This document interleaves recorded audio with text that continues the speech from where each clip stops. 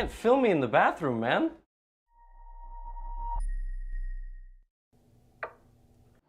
Yes! Hello, everyone, and welcome to our round 5 coverage of this year's Norway Chess. My name is Fiona Steil-Antoni, and today I'm delighted to be joined by Grandmaster Benjamin Bock. Benjamin, how are you today? I'm doing great, Fiona. I hope you're doing well as well. But yeah, I'm sure we'll have some exciting matchups today. Today we have the matchup between Vishy Anand and Magnus Carlsen, a rematch from the 2013 and 2014 World Championship match. What do you make of that game? I'm very curious to see how that one goes. Vishy was in the lead, but Magnus caught him 2 days ago, just before the rest day, and I think we'll see a fight here. I think a draw is the most the most likely result, like with all games. But I wouldn't put it past Magnus, to try. I wouldn't put it past Vishy to try. But I also think there is a possibility the game will not be too exciting and will go to Armageddon. I really don't know. I think a lot of different things could happen there. What are your expectations? Yeah, no, for sure. But as you said, it's a good thing that at least in case of a draw, we will have the Armageddon. And just to refresh, our viewers, what exactly the format is, we'll start out with a time control of 120 minutes with a 10-second increment after move 40. So it is possible to flag. That has happened already a couple times during this tournament. Then if that ends in a draw, they will play an Armageddon game in which white will get 10 minutes and black will get 7 minutes, and there will be a 1-second increment after move 40. Now, I always thought in this format, white should be quite a favorite. What do you think? Sorry, black actually is quite a favorite. What do you think?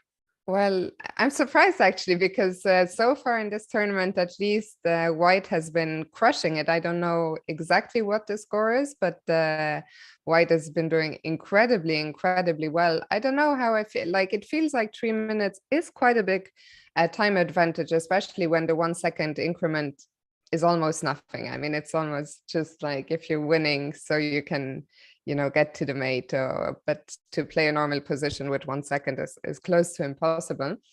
So I'm curious to see, is white going to continue dominating? I think you have a lot more experience playing Armageddon games than me, because I have zero experience. So so there is that. But yeah, so far, interesting that you seem to prefer black when white has been doing so well, but we'll see what happens today. Let's have a quick look at the format. So the format, we have a 10-player round robin, 3 points for a win in the classical portion. That's how Magnus caught Vishy at the top of the league table by beating Anish a couple of days ago. And then if the players go to Armageddon, they are both assured to get 1 point, and then the winner of the Armageddon gets an extra half point. So 1.5 points for the win in Armageddon, and 1 point for drawing the classical and Armageddon loss. And finally, if you lose the classical portion, that is 0 points. And Benjamin, let's have a very quick look. I said 10-player round robin, quick look at who these 10 players are. Yes, of course, we have the world champion Magnus Carlsen. He's really the ambassador of chess in Norway, because without him, this tournament probably wouldn't exist. Then we have our Dutch #1, Anish Giri. We have Wesley So, who won the Blitz tournament. We have Maxime Vachier-Lagrave and Vishy Anand, who just continues to amaze everyone with his amazing play. Veselin Topalov, the also former world champion. Wang Hao, who said he's going to retire, but unretired. Then we have Shakir Mamajarov, another top player. Arjan Tari, a last-minute replacement. He's the Norwegian #2. And Timur Rajabov, who's actually one of the candidates. And Fiona, what do you think? I mean, it's pretty close to the candidates. A lot of players declined the invitation, but he's playing. What do you make of that decision? Yeah, I mean, it's an interesting decision. He hasn't been super active lately, if I'm not mistaken. So maybe he wanted to get that practice in, and I thought it made a lot of sense. I wasn't surprised at all when I saw Richard report retired from the tournament or declined at the last moment, and he was replaced by Arjan Tari, because Richard Propol will also be playing the candidates. And unlike Rajabov had been so active lately, playing all this what's it called, the Grand Chess Tour events. So I think it makes sense for Richard at least to get at least a little bit of a break before the candidates. For Timur, I mean, we're going to put up the leaderboard in a second, or let's have a look at it now. He's actually at the bottom of the leaderboard right now on 3 points. So I think time will tell. There's a lot of people, I always think of Fabi, for example, who the year he won the candidates had a terrible Vaikansee tournament beforehand. So I think the tournament before is not always indicative of the form you're in, especially since you will be hiding preparation. So yeah, very personal decision. It feels like he will be playing a lot of chess this June, but we'll see how it works out for him. I think only after the candidates ends will we be able to say, was it a good decision or not? But what do you make of it? Yeah, it's of course tough to say. I guess he just felt like he had not played classical chess in too long. So perhaps he is using this tournament as a warm-up, but I guess you're right, only time can tell. Yeah, and so looking at the leaderboard, as we mentioned earlier, at the top, we see 2 familiar names, Vishy Anand and Magnus Carlsen, tying for first place with 8.5 points. And in close pursuit, we find Wesley So just 1 point behind. And especially with the scoring system, the standings get mixed up so quickly. 1 win and you can overtake pretty much anyone. So with 5 rounds still to go, anything to play for here. Also Shahriar Mamedyarov doing well. Then in the middle pack, we have MVL and Anish. And then behind that, Topalov, Hao, Tari, and Rajabov. And yeah, I think, Benjamin, we're going to go to the matchups today, and I'm curious to hear your predictions. Yeah, so let's do the classical first for now. So I'm going to predict a draw in the game between Anand and Magnus. I'm going to predict another draw in the game between Mamedyarov or I'm going to predict a draw in Anand against Magnus, but I'll predict that Magnus is going to win the Armageddon. Predict a draw between Mamedyarov and Wesley, but I'll predict that Wesley is going to win the Armageddon. Going all out for the black pieces here. Yeah, but I'm going to predict a win here for MVL, a win for Anish, and a draw between Aryan and Wang Hao, and that Wang Hao is going to win the Armageddon. Okay, very interesting. I hadn't thought to my Armageddon predictions yet. I'm going to go with 2 classical wins. I'm going to go like you with MVL. And I'm gonna go with Wang Hao. Why not? Let's see some black win in classicals, a bit out there prediction, and then the other 3 I'll predict a draw. I'll also pick Magnus, but I'll pick Mamedyarov and I'll pick Anish. Okay, yeah. So, but those are our predictions. Indeed, but go ahead. It's one of those days. Yeah, people at home can get involved as well, of course. If, like us, you want to predict the results, don't forget to vote on the results of today's games. You can go to chess.com/events, navigate to the tournament, select a game, click vote, and guess the result. If you do so, you can win a piece of the $600 prize pool for best voters or free diamond memberships. Remember, you have to do this quite soon because voting ends after the 10th move of each game, so don't miss out. The same thing, of course, counts for the Armageddon game. So if they go to Armageddon, the voting starts anew, and you have to cast your vote before the 10th move. Yeah, so make sure to do that. You guys don't want to miss out on this opportunity. Yeah, I guess the games can start any moment now. The players must be getting ready in their seats. I don't know if there's a little talk before the round. I feel like there's always... Yeah, I think usually they had some guests to make a first move, but something very, very quick. I think no speeches, just maybe a first move. While we wait for the first move to appear, what do you expect the opening to be in Vishy against Magnus?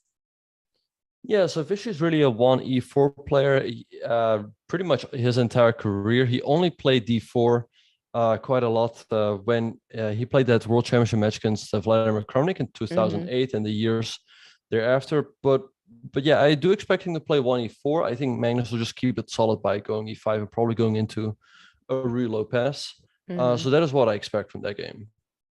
Yeah, that is my expectation as well. I was wondering if Magnus could play a Sicilian if he wants to be a little bit ambitious, but I think now that the two players are tied at the top, maybe if Magnus was trailing by a few points, but I think now there is probably not much point for Magnus to take too much risk today. But yeah, very curious to see what we will get here. Which game do you expect will deliver the most exciting opening battle? I think the game between MVL and Topalov, because we know MVL is a very sharp player and Topalov as well. Maybe Topalov will play something more solid, but that is the game I expect to be the most exciting. Yeah, I'm probably with you because those are the two players who love playing enterprising chess. So that's also the one. Of course, Mamedyarov, always a very exciting player, but Wesley is so solid that I think it's difficult. I mean, he's so solid, so well prepared, so strong that it's not always easy to get something interesting out of the opening. And Anish Giri, your fellow countryman, what do you expect from him against Rajabov? It's a very good question. Yeah, I expect. It's really tough to call because whether Anish is going to go d4 or e4, Rajabov is generally super solid. Against e4, he plays the Berlin. Against d4, he plays all those Nimzos and Catalans. And actually, as we speak, we have e4 on the board by Vishy. So let's see whether you're right or I'm right. I also thought he was gonna go e5. I was just curious. If he might, but I think e5 makes a lot of sense, especially given the tournament situation. And I think you're right that we're going to get a Ruy Lopez. Today is a good day, an Italian game. There's a first little surprise. Yeah, so we see the Italian here by Vishy, knight f6 by Magnus. He's inviting the fried liver attack with knight g5, but I think Vishy will just keep it slow with the move d3, and then I'm curious what Magnus will do. Bishop c5 is the standard move, but you can also play moves like h6 or bishop e7 if you're feeling more original. Let me ask you, and maybe we can pull up the Vishy game. So far, not too much is going on elsewhere. We'll come back to the bird's eye view soon. If we just go back one move and we put the fried liver attack on the board for a second for our viewers. I always thought, by the way, the fried liver attack is one of the funniest opening names in chess. Maybe you can tell us just very briefly, why do we not see the fried liver attack on the top level that often? Yeah, so it gets pretty concrete, but after the move knight g5, black plays something is wrong here. After knight g5, black goes d5, and the current state of theory is that black is doing fine there, and that's pretty much it. It gets really very concrete, and if black's doing fine, there's not much white can do, right? Whereas after d3, it becomes a very slow game, and there's a lot of room for maneuvering. So white's not necessarily a lot better, but he gets a game, and then maybe can hope for an advantage later on. Yeah. So I think that succinctly recapped it. So let's follow the game and see what we got instead. Right. So we got the move d3, bishop e7, castles and castles, and here white has a lot of moves. The move, I think rook e1 is pretty much one of the main moves, and then after d6, white can go a4, gaining space on the queen side. You can also go for a setup with c3. So let's see what Vishy is gonna do here. Yeah, so Vishy is thinking he goes for rook e1. And for Magnus now, what are the different ways that Magnus can set up? What are the moves that he can choose from? Right, so after d6 and a4, black has a lot of moves. There's ideas of h6, knight h7 to g5. You can also go knight a5 followed by c5. Bishop e6 is always an option. And I believe it was in the semifinals between Linier Dominguez and Levon Aronian that this line was played. And Levon pretty much blitzed out everything and equalized right out of the opening. So I'm curious to see whether Vishy has an improvement. How much do you think Vishy wants to try and win this game versus, if I just play solid and a draw is fine? Yeah, so I think this opening he doesn't have much risk, so I think he's just keeping it solid for now. He just wants to play. He just wants to play a game. He doesn't want to make a draw out of the opening. Yeah. But yeah, we'll see. Of course, there might come a moment later on where he will really have to make a decision. Like, do I go for broke or do I just keep it solid? Yeah, for sure. I see in the chat EEE is saying Esipenko style. It's true. I mean, you and I were commentating on the Grand Prix together for a lot of it, and it's true that we saw a lot of these Esipenko Italians. Right. Yeah. No, a lot of Italians. Yeah, also by Esipenko, and I remember Hikaru was struggling with black against Esipenko in that game. So it just goes to show what a difficult opening it is to face. Yeah, so we'll see. The Italian, of course, so many nuances, so many, different movers. So we'll see what both players come up with. Maybe we can bring back up the bird's view for a second and just see what is going on elsewhere. Is there anything that catches your attention early doors? Yes, the game between Aryan Tari and Wang Hao looks pretty interesting right off the bat. We see here another fried liver invitation by Wang Hao. Let's see if we can pull up the board. Wait. Yeah, these are two players that I think not a lot of people expected in the field. Aryan Tari, of course, because he's a last-minute replacement for Richard Rapport, and Wang Hao, as you mentioned when we started the show, because he was or had announced his retirement. I'm so glad that Wang Hao is back. He's one of my favorite players, such a lovely person. He did mention in an interview, he had some health issues and they got resolved faster than he thought. So I'm very, very happy to have him back. And yeah, I expected an exciting game between these two, and so far it doesn't disappoint. So let's see how we got to the live position. Yeah, so like I said, we got another Italian, and Wang Hao played knight f6, so inviting the fried liver, but Aryan played the move d3. And this is where Magnus played bishop e7, bishop c5 is sort of the standard move. But Wang Hao played the move h6. So he's getting rid of knight g5 altogether. And h6 might look very weird, but the point is that later on, black very often goes for the move g5 to expand on the queen side. Maybe bishop g7, short castle. Sometimes this knight jumps around at g6. And black has been doing fine in this line, but we see Aryan going here for a new move with queen b3, a very direct approach, hitting this pawn over here and forcing Wang Hao to make an awkward defensive move. He has to put the queen on d7 or e7. Wang Hao chose queen e7, and now black he might be threatening knight a5 to hit the queen and the bishops, which is why Aryan played the move a5. And it seems that maybe Aryan is a little bit deeper prepared here. Yeah, I mean, surely, as you're saying, queen b3 was maybe the move that came as a small surprise, and he must have clearly looked at this, because if queen b3, as you're saying, there are only really two options, queen d7, queen e7, so far easy for him to have prepared this, while for Wang Hao, no, probably a bit of a surprise.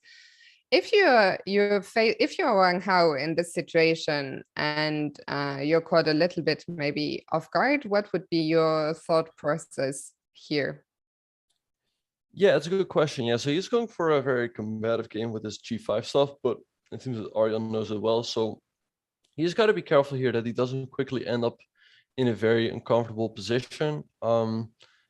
So yeah, I mean, bishop g7 looks like the most standard move here, I would say. Just continuing development, then you can castle on the next move. And I wonder what Aryan has in mind there. I mean, a6 is sometimes a move to weaken the I knight was squares. wondering, do There's we still want b6. to?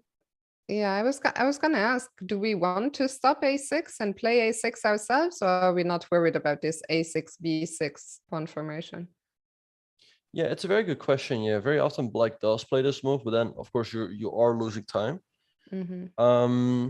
So I don't know. I feel like in the current position, it's not too much of a worry because after a6, b6, white doesn't have bishop d5 because black can just take it. Yeah, and you once again then have this knight a5 threat, which white would have to do something about again. So I'm with you. Bishop g7 seems to make the most sense here. Yeah. Is there anything, maybe a question people in the chat might be wondering, is there ever anything to be said for just start pushing the pawns, you know, g4, h5, or should you just get developed and castled? Generally, you should just get castled. Of course, the moves like a4 and a5 are very, very advanced. It's not really what I would recommend to lower level players, because you might be wondering, like, okay, what is this pawn really doing here, right? And as I see a lot of lower level players, they're often pushing pawns kind of aimlessly. But here it does seem to be making sense. But of course, if you would look at this game, you might think like, oh, we're seeing two beginners in a way, yeah, right? if you guess the elo. Right, but of course, this stuff is pretty. This opening is pretty advanced. So Wang Hao, he's in the tank for now. He's thinking for how to proceed. If he doesn't go bishop g7, I'm very curious to see. I mean, I'm even curious to know what he's thinking of right now, what alternatives he might be considering. But we'll come back to this one. Should we go back maybe once again to the bird's eye view?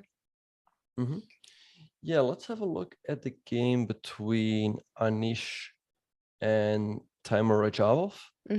As here we do not see an Italian, but we see a real low pass. Move knight f6 from Rajabov, playing the Berlin, d3, bishop c5, c3. And here, a bit of a surprise to my eyes from Rajabov. So this is what he had in the first round against Wesley So. In that game, he went for a quick d5. I don't remember, to be honest, whether he castled first or played the move d5 right away. But in this game, he plays the move d6, which is not one of the main moves. Black generally castles first, and then after castles, goes for the move d6. Because here, white has an additional option with the move d4. And Rajabov is thinking, but I don't really know why, because there's only one option in this position for black. Because if you move this bishop back after d5, you pretty much just lose the knight, and with that, the game. So black has to take on d4, we recapture, and black has to give a check over here. But here, white has two interesting options. You can go bishop d2, but I think I once heard that the move king f1 is also a move here for white. Oh, very interesting. So just stepping out of the check and then once again renewing the threat of playing d5. I have to say, I'm so confused by Timur's time usage here, because it feels like he is kind of the one who played into that line. And I mean, none of the moves that Anish have played should really come as a shock to him, right? Yeah, no, indeed. So I'm kind of surprised why he's thinking here, especially because pawn takes d4 and bishop b4 is the only option in the position. And I was just having a very quick look. After bishop b4, things can get very sharp. As we said, bishop d2 is an option. But after king f1, black pretty much only has one option to stay in the game, which apparently is the move d5. I'm wondering though why castles is not a move, but I guess if castles, maybe something like queen a4, hitting the bishop. Bishop is very awkward. Right, and if a5, there's a3, and it's just trapped. Yeah. So apparently d5 is the only move. White goes e5 and then knight e4. And here, after someone like queen a4, things get very sharp because you hit the bishop, you hit this. Black can move the bishop back by, let's say, going bishop e7. But if we take on c6, takes and takes, black probably has to play the move queen d7, because if you go bishop d7, you hang this pawn over here, and your knight is probably just getting trapped. There's no bishop e5 check, because that square is covered. But queen d7 does involve a rook sacrifice. Yeah, I mean, good luck playing this if you don't know all the lines very well. So why is this, I mean, the bar hasn't moved. Why is this fine for black? Yeah, so I was just having a look after queen d7 and queen takes a8. there is the move. Oh, wait. There's a move. A6 or No, queen b5, it seems. wow. And here, I don't know, king g1. Maybe we castle, followed by a quick queen e2, and maybe black is fine because this queen is still kind of trapped. You haven't fully Well, developed yet, but can I pretty take on intense. a7? Right, but if I go here, Oh my god, and I'm just lost already. right, because I Can't threatened defend. checkmate, and also queen d1 Yeah. is a big threat. So Crazy. yeah, No, this is then something that also as white, you want to be very careful, or you want to be sure that you know the lines before taking the rook, I guess.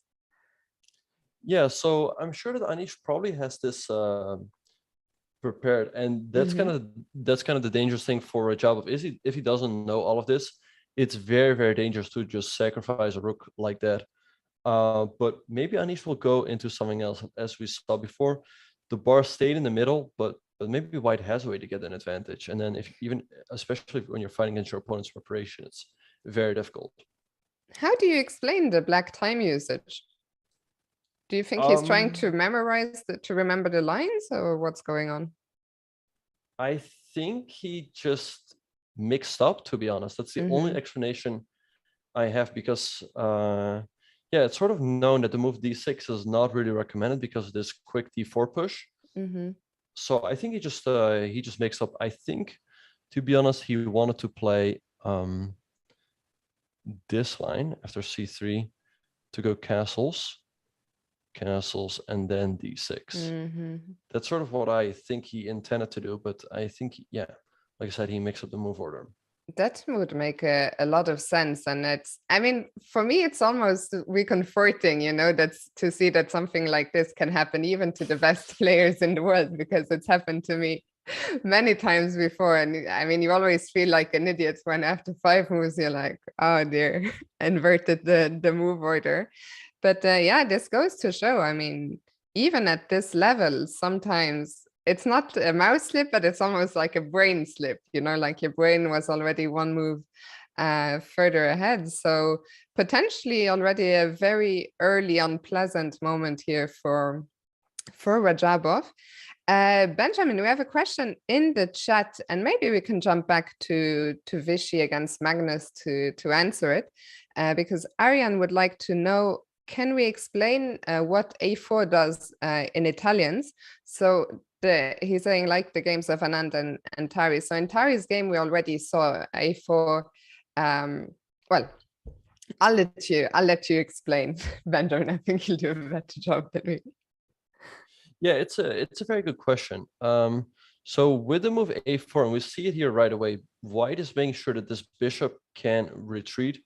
Magnus played the move 95, and this bishop can slide back to the a2 square. Because imagine you would play a move like h3 here. Black can go knight a5, attack your bishop, and if you go bishop b5, you will have to part with the bishop pair, because your bishop is simply not going anywhere. And here black gets a very comfortable position and can always trade the knight for this bishop over here.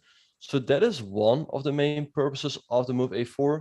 The second thing is that it gains space on the queen side, which is what we see here as well in this game between Ariane Tari and Wang Hao. But also, once again here, knight a5 is not a threat right away because of stuff like queen b5. But let's say, you know, Ariane castles and Wang Hao castles. If this pawn was not an a5, knight a5 would be a legitimate threat to go after the bishop pair. Very, very good. So shall we catch up maybe with this game? So I think I'm being tricked again. This is the Wang Hao game, right? Sometimes I think the names, yeah. I was gonna say maybe we can catch up with Vishy and Magnus. Yeah, let's have a very quick look. So yeah, after pretty much left off after rook to d1, d6 and a4. As we said, this move is placed to give more space on the queen side, but also to give this bishop a retreating square. So knight a5, bishop a2, c5, c3, knight c6, and knight a3. And I think they're following the game between Dominguez and Levon. If I remember correctly, I think Levon played bishop to e6. I think a trade happened, and white is a tiny bit better here. His bishop might be a little bit better than black's bishop over here. He has a slightly better pawn structure, but Levan was able to equalize this very comfortably with a quick d5. So, and also it seems that Vishy is kind of out of book. So that's definitely a good sign for Magnus.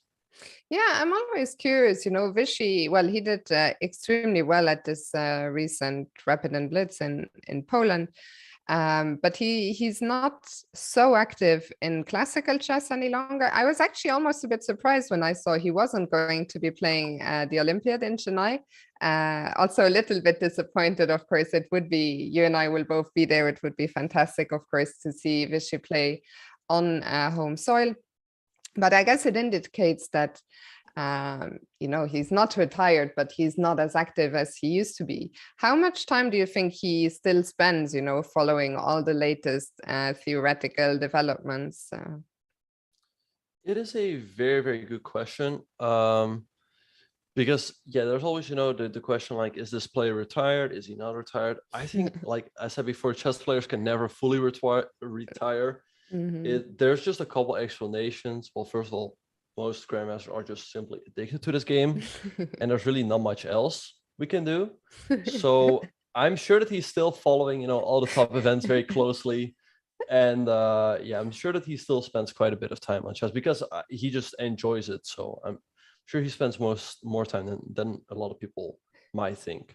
Yeah, I agree with you. And well, as you say, Vishy is the first one to go into the tank, but I could also be a matter of just trying to remember certain lines or certain details for now. Nothing to be worried about. I know there's always so many Vishy fans in the chat. So Vishy fans, don't be alarmed. There's nothing going on here just yet. Benjamin, shall we have a look at one of the games we haven't seen yet? For sure. Yeah, let's have a look at the game between MVL and Veselin Topalov, as we have not looked at this game yet. And look at this, another Italian. We haven't seen any of those today yet, right? No. I mean, it's interesting that still the Italian, like I feel this trend has been going on for a while now, that we almost see more Italians than Ruy Lopez's, and it seems like there's no end in sight just yet. Yeah, no. So let's see what Topalov did. So Topalov did something slightly different.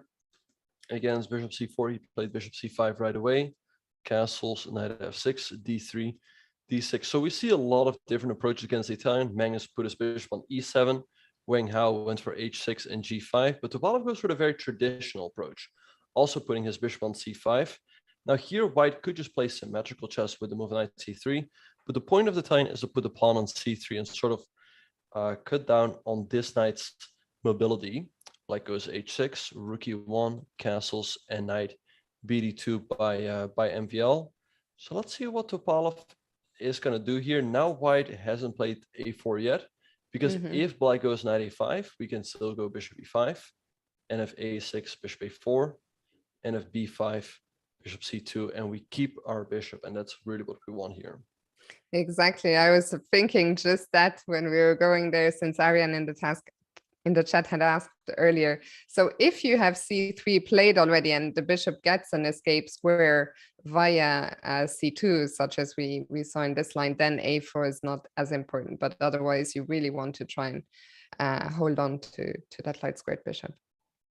Indeed, but the move a6 has been played by Topalov, and now I do expect the move a4 by MVL, because now knight a5 is a threat. Let's say we would go h3, black goes knight a5, and this bishop cannot escape anymore because black took away this square.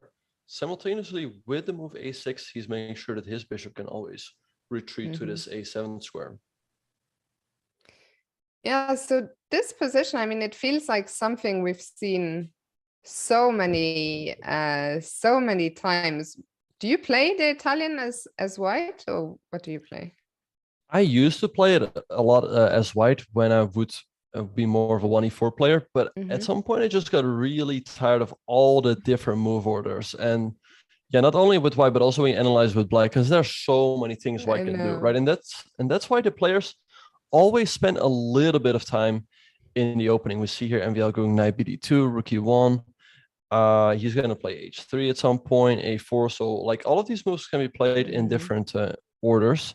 And there we have a4 on the board. So a4 played, and now I think once again quite a few different ways in which Black can react, right? Yeah, Black has a lot of moves here. You can always go for the move bishop e6. You can also go rook e8 first, and then go bishop e6. You know, retreating this bishop, then going for knight e7 to g6 is very much an option. Let's see what else is there. Yeah, those I would say are really the main options for Black. Which would you say is the most proactive or the most aggressive out of those? It's a good question. I mean, maybe bishop e6, because white will generally take, and Black has these doubled e pawns, which can be a liability, but also an advantage, because Black does get a half open f file. But these days, players have learned very well with how to deal with that pressure along the f file. So I think Topalov might go for something more conservative with rook e8 and then bishop e6.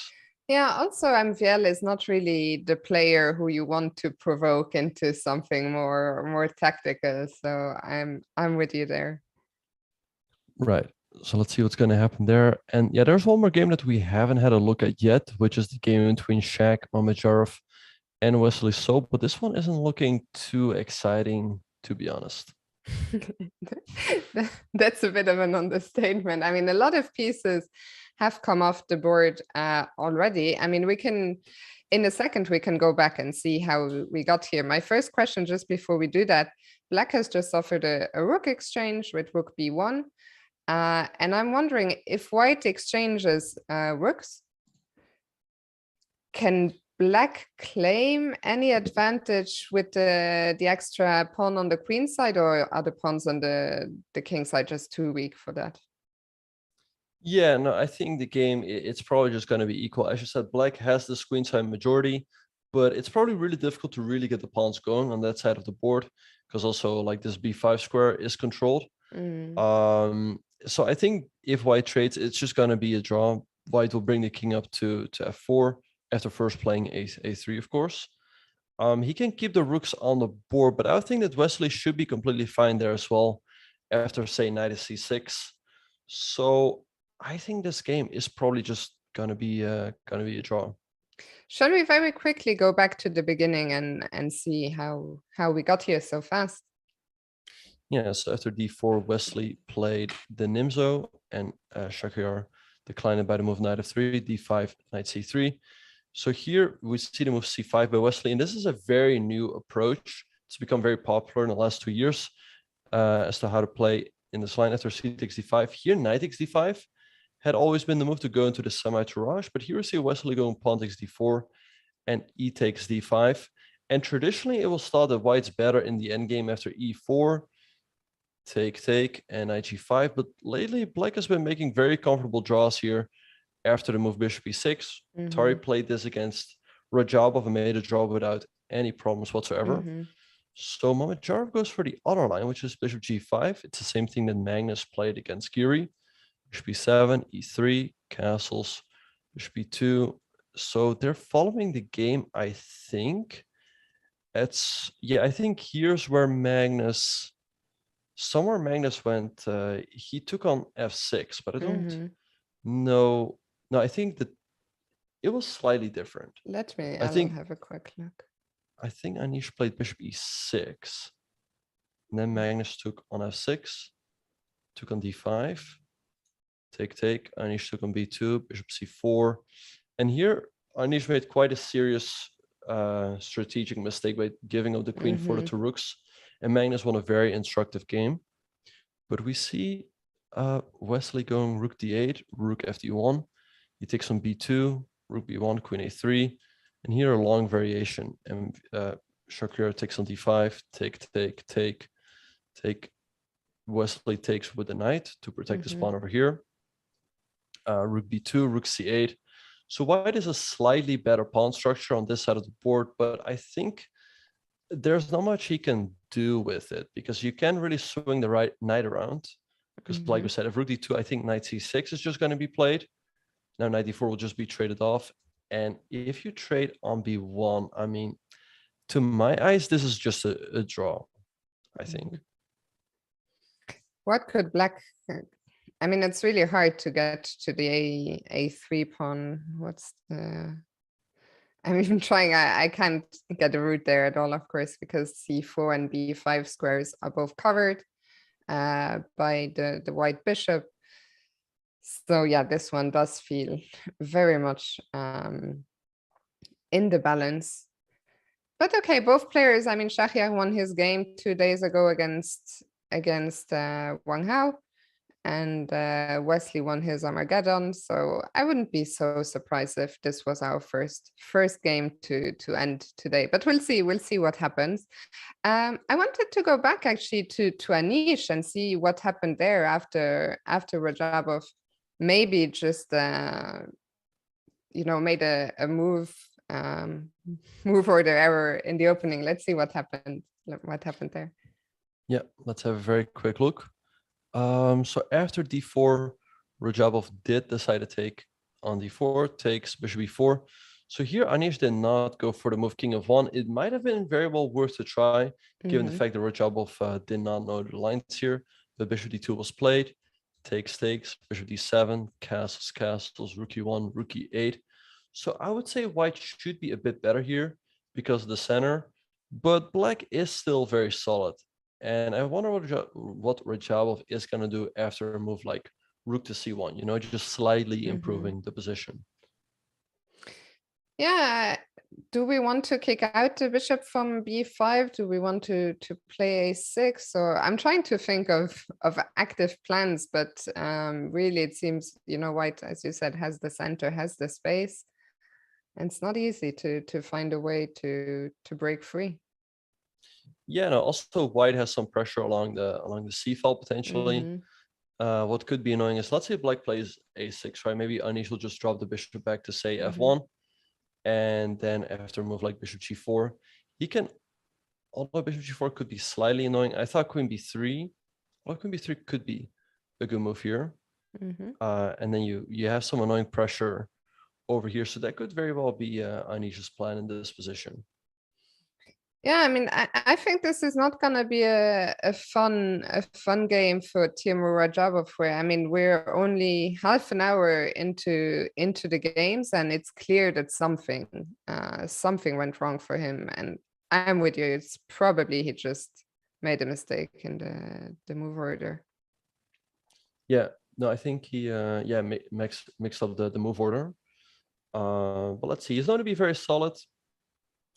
But yeah, given the fact from judging from the moves he has played, he's definitely out of prep. And yeah, Anish already has a very comfortable advantage. And yeah, I think the move rook c1 looks to me very logical. And I think the position pretty much just plays itself. And another idea could be, let's say after rook c1 is played, right, just to show a little trap. Let's say black plays h6. We go queen b3 and black makes some random move. Let's say black goes a6 here. Here bishop c4 could already be very strong for white because you hit f7 and you hit b7. Yeah. Can we take b7 if black defends f7? That is a good question, but already defending f7 is kind of not so awkward. Yeah, I was thinking, let me just defend that pawn, and then I was like, how do I? Because the problem is, if I go queen e7, then suddenly c7 is undefended, which will make trapping the queen a lot harder. But rook e7 also just looks awkward. Rook f8 is really not a move I want to make. So yeah, it's just not easy. Yeah, so I think Anish can be very, very happy about the outcome of the opening. So let's have a look what's happening in the other games. Let's see if we have more moves in Tari versus Wang Hao. We don't. So Wang Hao has been, he played bishop g7, and after knight d2 has been in the tank all this time, yeah? Right, yeah. So yeah, I guess he's also just trying to figure out all the intricacies of the position. To me, the move castles looks very logical, Mm-hmm. but he will have to deal with stuff like, yeah, maybe just this knight jumping around to f1, maybe the g3, maybe the e3. These squares are covered for now. So it would be what white really wants is, let's say black makes a bunch of random moves, right? Mm-hmm. What white ideally wants to get is this knight here.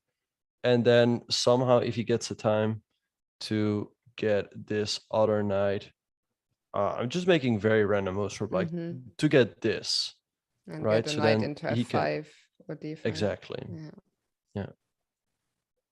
Yeah, in this But position, as you say, they were random moves, but if you're a little bit careless and you allow something like this to happen, this already looks like very big trouble, right? indeed, yeah, this looks great for white. Also, there's always the move h4 to try to open up the h file.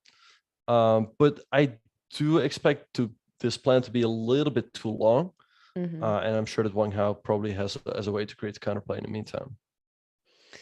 Yeah, I mean, he just has to come up with something fast, because with this time control, 2 hours and then just 10 seconds, it feels like you cannot take too many liberties, you know, going for 20 plus minutes things in the opening. Yeah. But yeah, I think the move castles here looks very logical for Wang Hao. So yeah, I don't know what else he could be thinking about. Maybe what he, yeah, I don't know, to be honest.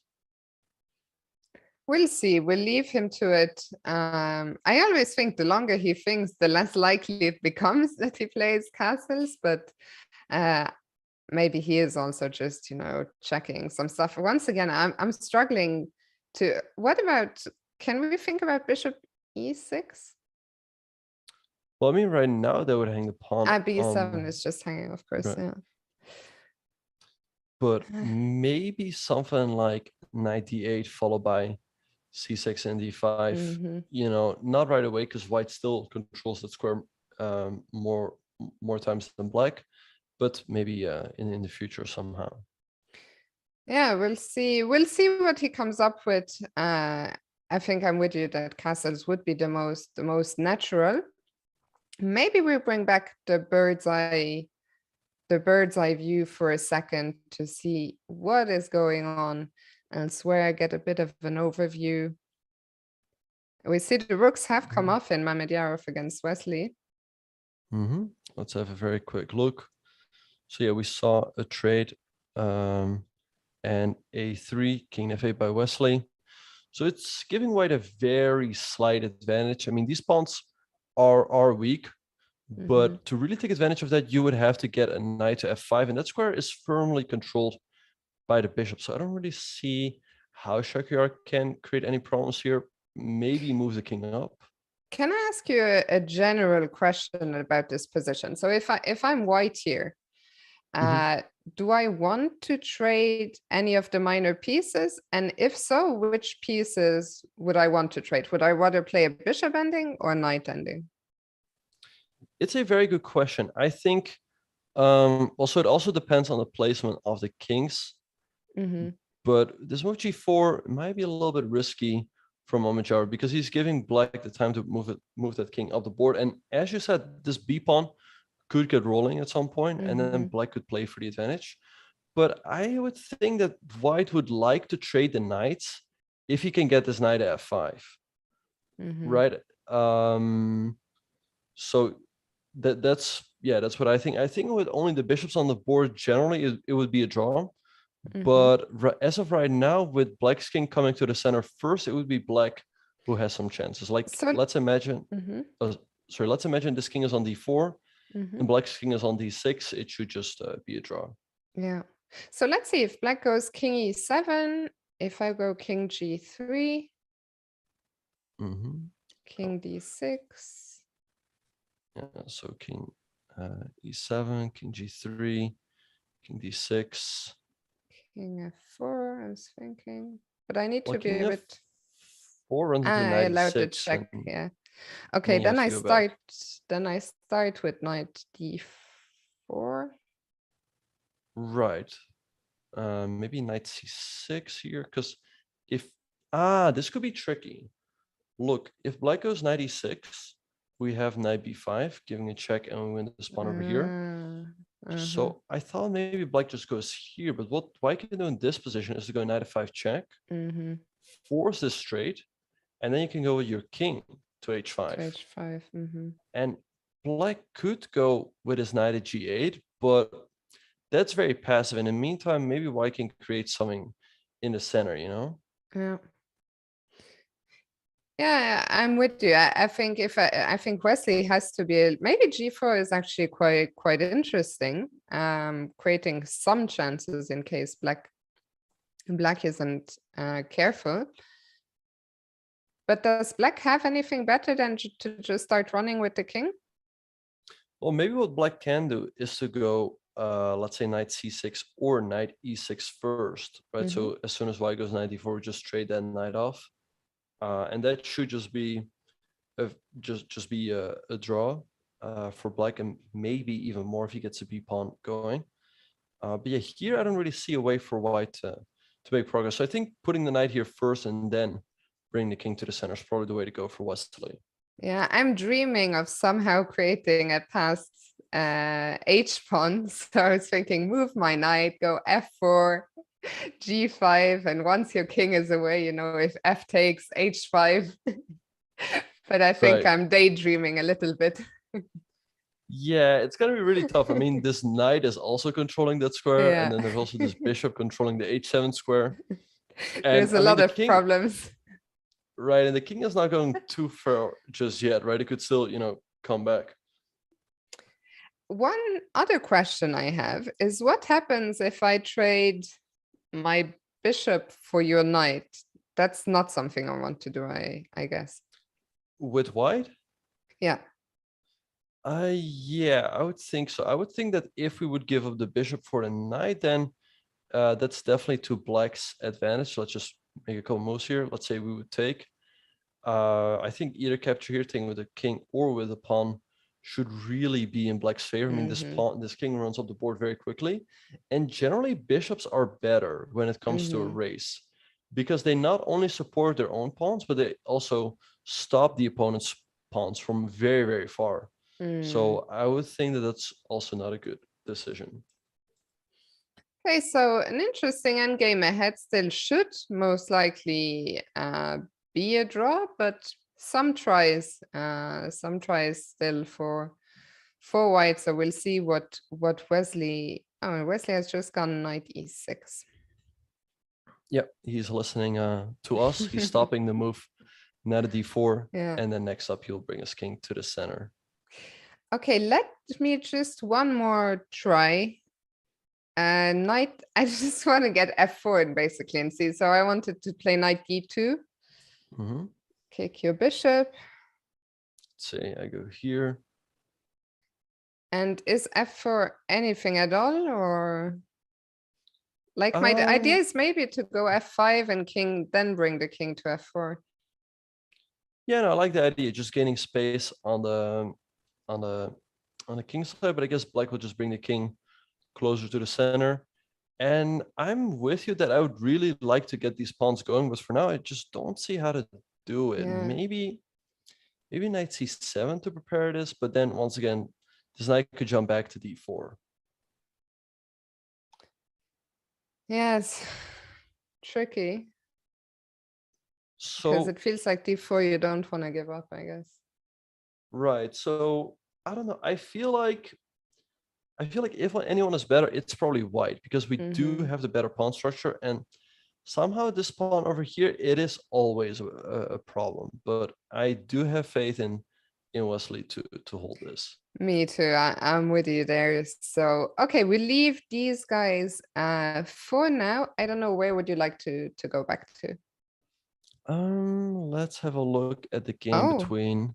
By the way, just before we go there, Wang Hao has gone for the other suggestion you made of knight d8, but we'll go back there later. Where did you want to go? I wanted to have a look at the game between MVL and Topalov, just to see what. Oh, and actually something very. Wait, what happened here?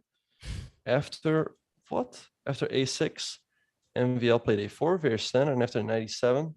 So I always thought that white goes for, you know, a d4 push here, not right away, but just, you know, just playing it slow. Let's say knight f1, knight g3. What generally happens is, you know, we put this knight here. Let's say black goes here. We play the move h3 to make sure this is never an issue. And then later on, we go for the push d4. And white is a tiny bit better, right? Because we get something like this, where white has the pawn in the center and black does not. So white's a tiny bit better, and then, you know, continues development with bishop e3 later. But MVL went for the d4 push right away. Topalov took, and here you would think that he's just going to recapture. Maybe he didn't like that because of bishop b4 or something, but he played the move knight to b3. I've never seen this idea, to be honest, but I wonder what the idea is in case Topalov takes on c3.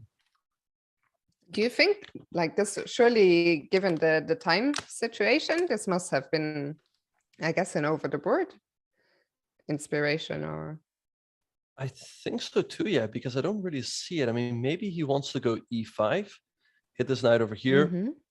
Probably things do get very sharp here. You cannot take this pawn because then you hang your bishop. Taking in between here doesn't really help much either. We just develop white's bishop, but perhaps there might be another possibility of taking here, giving black a, that's so is this crazy. an option? And then taking here with a triple attack on the 2 queens and the rook. Pretty This well is stuff. an insane line. Yeah, I've never seen a line like that where there's 2 queens and a rook under attack. Oh my god. But it's probably gonna heat up, you know, like this. Yeah. So right now it is Veselin to play. But let's say he would go knight h7. I Yeah. don't really see it for white. I mean, we can take here and take on c3, but we are down a pawn, and maybe just someone like bishop e6 for black, just being solid. And what is really the problem here? Yeah, I don't see it either, because black also has no clear weaknesses. c5 can always be defended by pushing the pawn to b6, for example, and then the knights right now look a bit strange, maybe on h7 and e7, but they have some nice squares they can jump to in the future. So I'm also, I have to say, very curious to see what MVL's plan here will be. Indeed, but actually Topalov did something else. He just went for the move bishop to a7, but this should be pretty solid as well, because if white takes with the pawn, black has a very thematic way to solve his problems, which is the move d5. And if white takes, you recapture, and white has an isol. Oh, actually, there was another move. I thought it didn't work. There's also the move knight takes c4, and this could solve the problems in a much nicer way. Because if white takes, we go d5. And if white takes here, white has an isolated pawn, and we have the bishop pair, right? But I thought the problem was rook takes e7. Because if you recapture, now you take on d5, and white has 2 minor pieces for the rook and should be much better. But the problem is that black takes here, and this rook is under attack, and also this knight over here. So I guess that's what Topalov is planning after pawn takes. So maybe MVL has to take with the knight if he wants to have any chances for an advantage. And knight takes, but it somehow, doesn't it feel like if you take with the knight that the whole strategy was somehow flawed? Yeah, no, I agree with that. I think black should be doing completely fine here. You can consider d5 here right away to put pressure on the center, but you could also just go knight g6 with the idea of going for a very quick rook to e8. And it's actually quite awkward to defend this pawn on e4, but also black once again has this option of knight takes e4 and then d5. And once again, we get back the piece and we win the bishop pair. So here black should be a little bit better. It didn't work in this position because once again, white has this move, rook takes e7, and pretty much wins the game. Yeah. Yeah, and with the knight not being on b3 any longer, this doesn't work for black. But I'm still I'm still so surprised that MVL. I mean, this. Can we just go back to the position where he played knight here? Yeah, because this is all. It feels so standard, no? Yeah, I'm very surprised as well that he went for this idea with d4 and knight b3 because it just looks weird, you know. And it's like you said, it's very standard. So he must have looked at this at some point, and you would think that he should know that the d4 is probably not the move here for white. Okay, interesting games all round today. Looks like Veselin will equalize at least quite comfortably out of the opening. Maybe it's time to check back in with Vishy and Magnus and see what's happening there. Yeah, let's have a look. So yeah, so after the move h6, Vishy played knight c2, a6, knight e3. Now we see bishop e6 by Magnus. He's playing in a very similar style as Levant. I don't remember the exact move order, but we see knight e5 by Vishy. I kind of like this move because you cannot take with the knight because then you run into a fork. So you could take with the bishop, but then you have to move your knight to an awkward square like b8. And I think that white should be better here somehow, maybe a very direct d4, because if black takes and then goes for e4, this pawn is just gonna get lost. So white should be better here.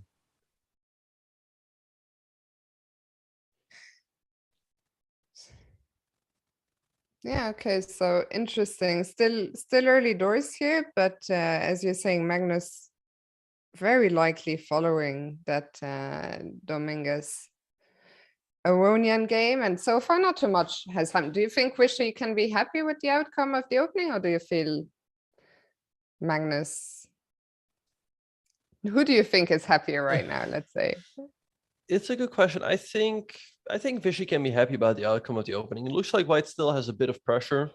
Still a little bit awkward for black to move here. He has a d5 square under control, so I think he has reasons to be happy. But I mean, it's also nothing too dangerous, so Magnus also cannot be too unhappy. But if someone's happier, it's Vishy. Yeah. Well, one thing I just realized, and then I saw Tomahawker is making the same point in the chat. Vishy is actually down 20 minutes on the clock, which is already substantial. So maybe both have reasons to be happy.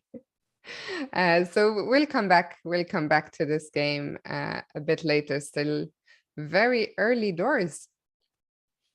Yeah, it's a good point you're making there. Yeah, he is down 20 minutes on the clock, but the position is fairly quiet, and he still has a lot of time to make it to move 40. But as I just realized, like even if you make it to move 40, you get a 10-second increment, which makes you're not going to lose on time. But 10 seconds is not a lot, and that's not something where you want to end up. So you got to be careful. Yeah, for sure.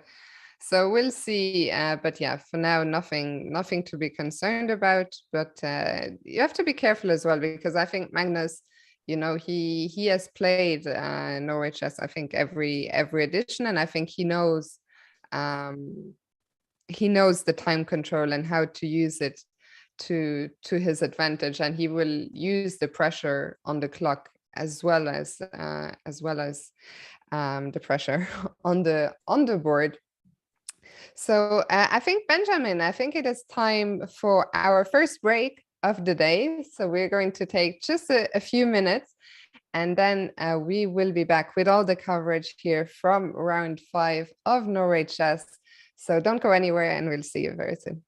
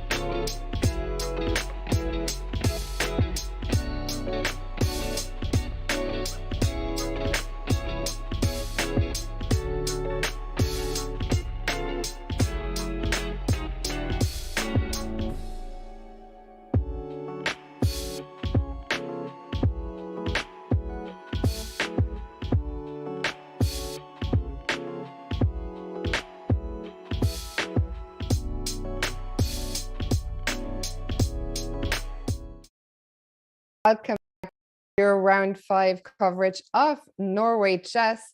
Benjamin, we only had a quick break, but we're back in the bird's eye view. And let me know, is there anything in the minutes that we were away that caught your attention?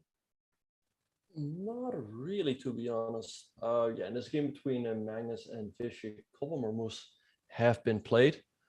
After 95 by Vishy, Magnus went for the move rook to e8, and we saw the move 92 by Vishy, and I think he went for something similar that we pointed out in that game between Yarantari and Wang Hao. I think he probably wants to move the knight to f1 to e3 and probably also move his queen out to the f3 square, and I kind of like that plan.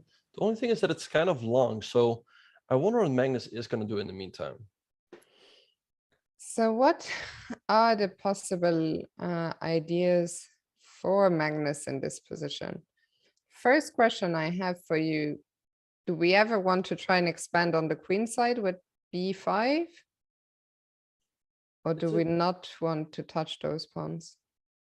It's a good question. Yeah, I think after b5, I guess white probably doesn't really, probably white just ignores it for now and goes knight f1 because it doesn't really do too much. And I think black would rather address the knight coming to e3 one way or another. So perhaps maybe a move like knight b8 could be something Magnus could consider. Because if knight f1 now you can take on d5, and after takes, your knight is no longer under attack. So after bishop f5, followed by knight d7, black should be doing very well. Okay, so that's interesting. So what other options could white have here? After knight b8, it's a good question. Yeah, he could trade off one of these pieces over here. Maybe that's what Vishy will go for, take.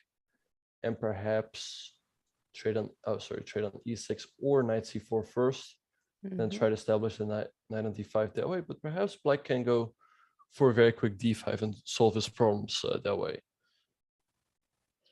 Yeah, you think if this d5 comes in, then black should be fine, yeah? I think so, yeah, because white is no longer really able to control that square, and then the pawn on d3 could become, you know, a little bit of a target. But yeah, with knight c6 coming into the position, like should be doing completely fine here, I think. Okay, so knight b8, it's funny because a move like knight b8, I think for a lot of players, it's difficult to even think of, you know, like a backward knight move, especially back to its starting position, blocking the rook. Do you have any advice for how to even, you know, come up with moves like this as a candidate move? Yeah, so to come up with a move like knight b8, you got to think sort of what do you want to do, right, in this position. And ideally, black would like to take on d5 with the knight and force white to take with the pawn. But then you think, okay, what is the problem? Well, the problem is that after white takes, white has this fork. So then you think, hey, that is a problem. How do I solve that problem? And then you say, like, hey, if I move my knight first, then I do threaten to take here. So that's how you can find moves like that. But actually, as we were talking, I just realized there's a funny variation. Right? Let's say white takes on f6, we recapture, knight c4, d5, let's say takes, and black takes with the bishop. Here, maybe white has the move knight to b6, I just realized. And the thing is, if black takes with the queen, we take the bishop, and we should have a slight advantage because we have the bishop pair. And it looks lost if black takes on a2, right? Because we take on a8, and, you know, black can move the bishop back. And how do we save our knight? But we can go for the move a5 here and bring back the knight on the next move. But perhaps black is fine after, let's say, knight c6, and maybe take here. Although we can take with the rook and go like rook a3. I mean, I don't know. pretty wild stuff. Yeah, I mean, it's interesting, right? Because I'm not looking at an engine, but I see the bar is, you know, in the middle. And I always find it hard to evaluate these positions where, okay, black has given up an exchange. Black, I can see that. I can see that I have one pawn for the exchange, but I find it hard to evaluate. Okay, I have 4 points. He has 5. Where does the rest of my compensation come from? You know? Yeah, I think it comes from the fact that the pawn on d3 is a little bit weak. So perhaps black can go for a very quick rook to d8 and bishop f5. And it's kind of awkward to protect because if you ever go rook e3, you might run into bishop g5. And there's also moves like c4. So I guess that's the reason why it's showing equality. And perhaps Magnus is just fine here. So let's see what he is going to come up with after the move knight d2. Yeah, I mean, Magnus, for the first time, at least that we have seen in this game, is taking some time here as well. So maybe we will leave him to it and go back to the bird's eye view once again. I'm curious, how far has this endgame progressed between Mamedyarov and Wesley? Not very far. Not much has happened there. And we see that MVL has indeed captured on d4 with the knight. Yeah, let's have a look. Right, so let's see. So a lot has happened here. Takes knight b3, bishop a7, knight takes d4. And so Topalov went for knight at g6, and we see queen c2 by MVL. So now knight takes d4 is not an option because you'll just take with the queen, and there's no double attack because you just take. So rook e8. Oh wait. So Topalov is thinking in the current position. I would think rook e8 looks very logical here, but you do have to be careful that white cannot go e5 all of a sudden. It's not possible now because we take with the knight. Because if you take with the pawn, then we can take this knight over here. You cannot take because that puts your king in check. But like I said, you can take with the knight and solve all of the problems that way. Yeah, this position, I mean, do you think it's just close to equality? Do you think Veselin has just pretty much equalized out of the opening, or do you think it's more than that? Do you think Maxim has to be a little bit worried? Yeah, I think it's probably just equal. I think Veselin's position should be very comfortable, but it's probably too early to give black an advantage or anything like that. But yeah, I don't think he has anything to worry about. And yeah, to me, the move rook e8 looks very logical to put pressure on the pawn on e4. Yeah, I like that that suggestion a lot. As you say, it feels like the natural move to play. Time has also evened up here, so probably quite an even battle ahead. And maybe we can move on to Anish Giri against Timur Rajabov and see what's been happening there. Yeah, let's have a look. So after after rook to e8, Anish played h3, knight e7, and bishop f1. And he's thinking in the current position after the move c6. Looks like a sensible move from Rajabov. Because now if white goes queen b3, he can just defend his pawn. So let's say queen c7. And white should be a bit better, but black, is still very solid. Yeah, so not much has happened here at all, apart from queen b3. Are there any other moves that make sense for white? Maybe a move like knight c4 is a bit more of a direct approach. I guess if black goes d5, we have knight d6, and this should work out in our favor because if black takes here, we take on e8. And if the rook moves, we have e5, and this should be also good for white. And if black goes queen c7 again? Right. I don't know if maybe e5 here. Right, like take, knight d5 and knight d6 could be pretty promising. Maybe stuff like rook d8, knight g5, hitting f7 twice, and we also have the queen coming in with queen h5. So this might be something Anish is looking at.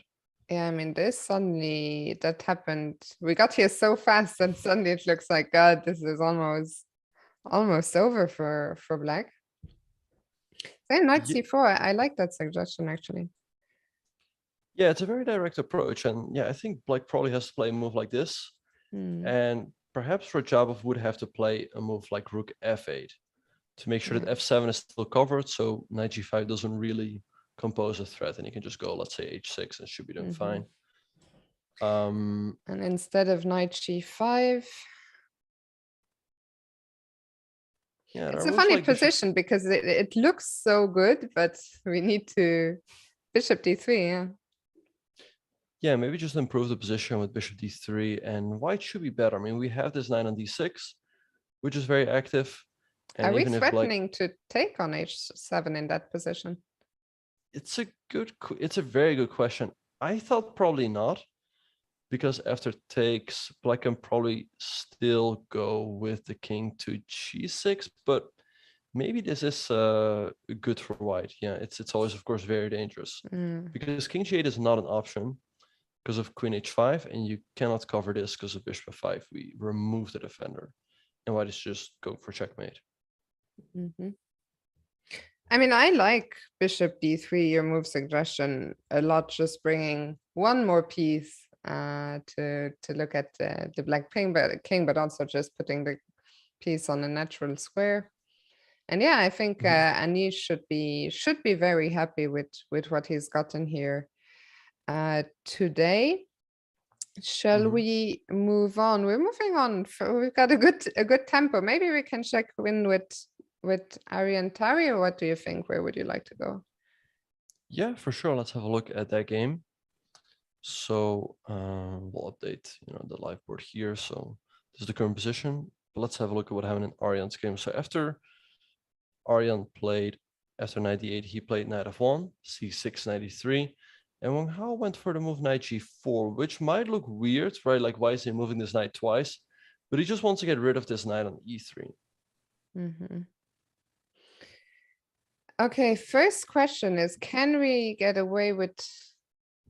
No, I already saw the answer to my question. I was going to ask about knight f5, but I think there's a problem with the bishop on c4, right? Which doesn't have too many squares if black captures and goes d5.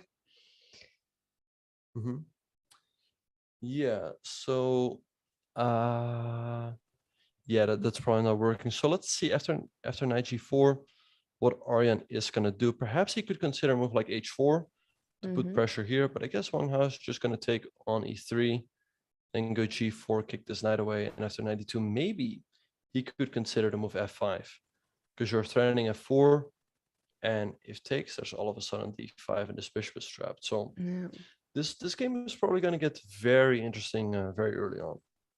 Yeah, I mean, it's very different from what we thought was going to happen, that Wang Hao was just going to castle and we would see some more or less normal development. But here, none of the players have castle. And as you're just pointing out, we could start seeing some action on the king side here very, very shortly.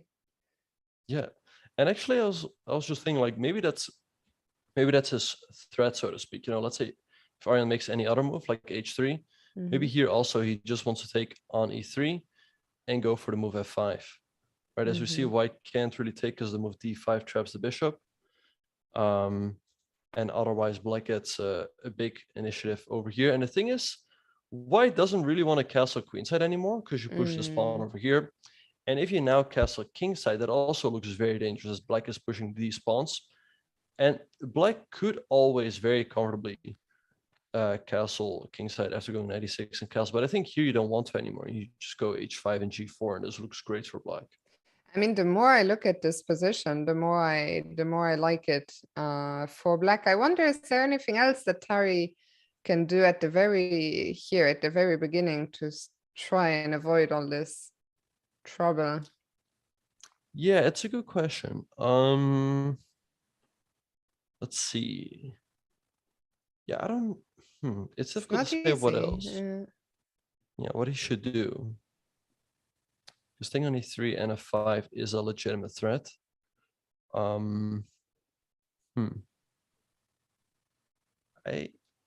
don't know. It's it's not an easy position. Maybe what he could consider, but this might. Nah. I was thinking maybe something like this and take with the pawn, but I don't know. I'm not a big fan of it after g4. So I don't know. We will have to see what he will come up with. Yeah, I mean, I actually, Wang Hao was taking his sweet time, but I like the way he has actually handled this. I don't know if, I mean, okay, also the bar still seems to say this is a little bit better for white, but I just feel like for us as just humans without the engine, I think it just feels that it would be more unpleasant to play as white. I think black has the more obvious plan, let's say. Right. Yeah.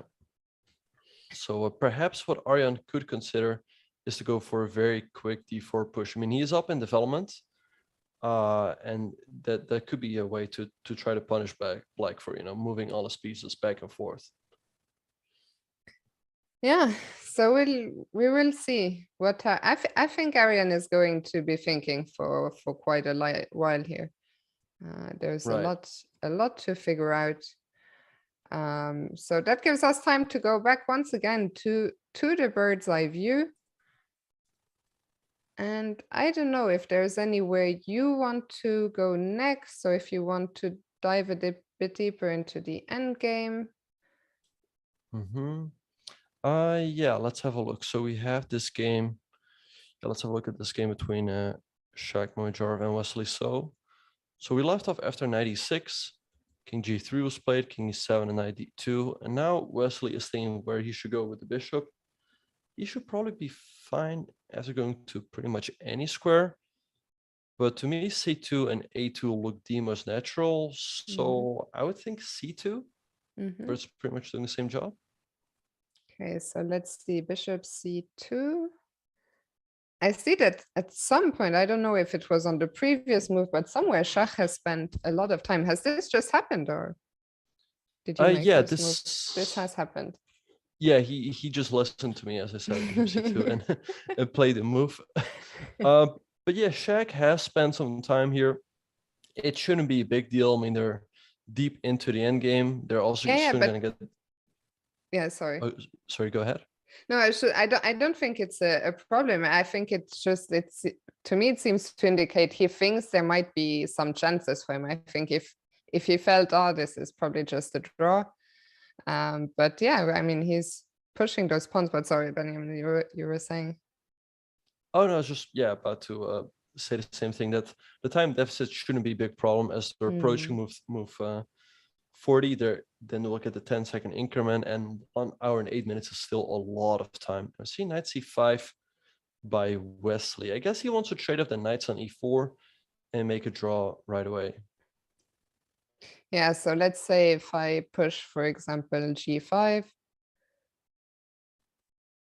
Or maybe actually I shouldn't give you the f5 square at all, come to think of it. But okay, let's say. But I was thinking, like, let's say you play bishop here. I guess black wants to trade out the knights, and this should be a very comfortable draw. Yeah. I'm curious actually why the engine still seems to like white a little bit. Is there any way? So let's go back to that position after bishop c4, knight e4, and a trade. Yeah, I would say the only thing that's a little bit uncomfortable for black is that this pawn on f7 is always under attack, you know? So you cannot move the king. But then the question becomes, like, how can white take advantage of that, right? Like, moving the king around, it seems very slow. Maybe f5 followed by king f5 and then creating a pass pawn over here. But it should just be a draw, because also black is gonna start pushing his pawns. I was gonna say that. I mean, this feels like the kind of position, if I was playing a much stronger player, I would be afraid. If I was playing white, I would think, oh, a6 b5 is gonna come, he's gonna create a pass pawn. But if I was black, I would be like, oh, this f7 pawn is such a pain. How am I gonna defend it? So, but yeah, I'm with you that the draw should be by far the most likely result here. Right. Can white somehow avoid the exchange of the knights? That is a good question. Yeah, so I was thinking maybe to go knight f3, but then the check on e4 should be quite annoying. We go to g2 and then knight c3, but I mean, and then where do we go with our bishop, right? Because if we go bishop c4, we run into b5. We don't want that. No. So maybe here, but we have to be careful. Most like knight b1, and we could actually be in serious danger. Can I go knight d4 after knight c3? Right, yeah, and then and then we And take then the take the bishop. bishop. Yeah, let's take the bishop. Yeah, maybe this is sort of what we want. Because let's say king d6 is played, we go king f3, the knight moves back, and then after knight d4, we get the knight to f5. And I don't see how black is saving this pawn, and then we can finally start pushing our h-pawn. Yeah, this looks at least a little bit dangerous still for black. Right.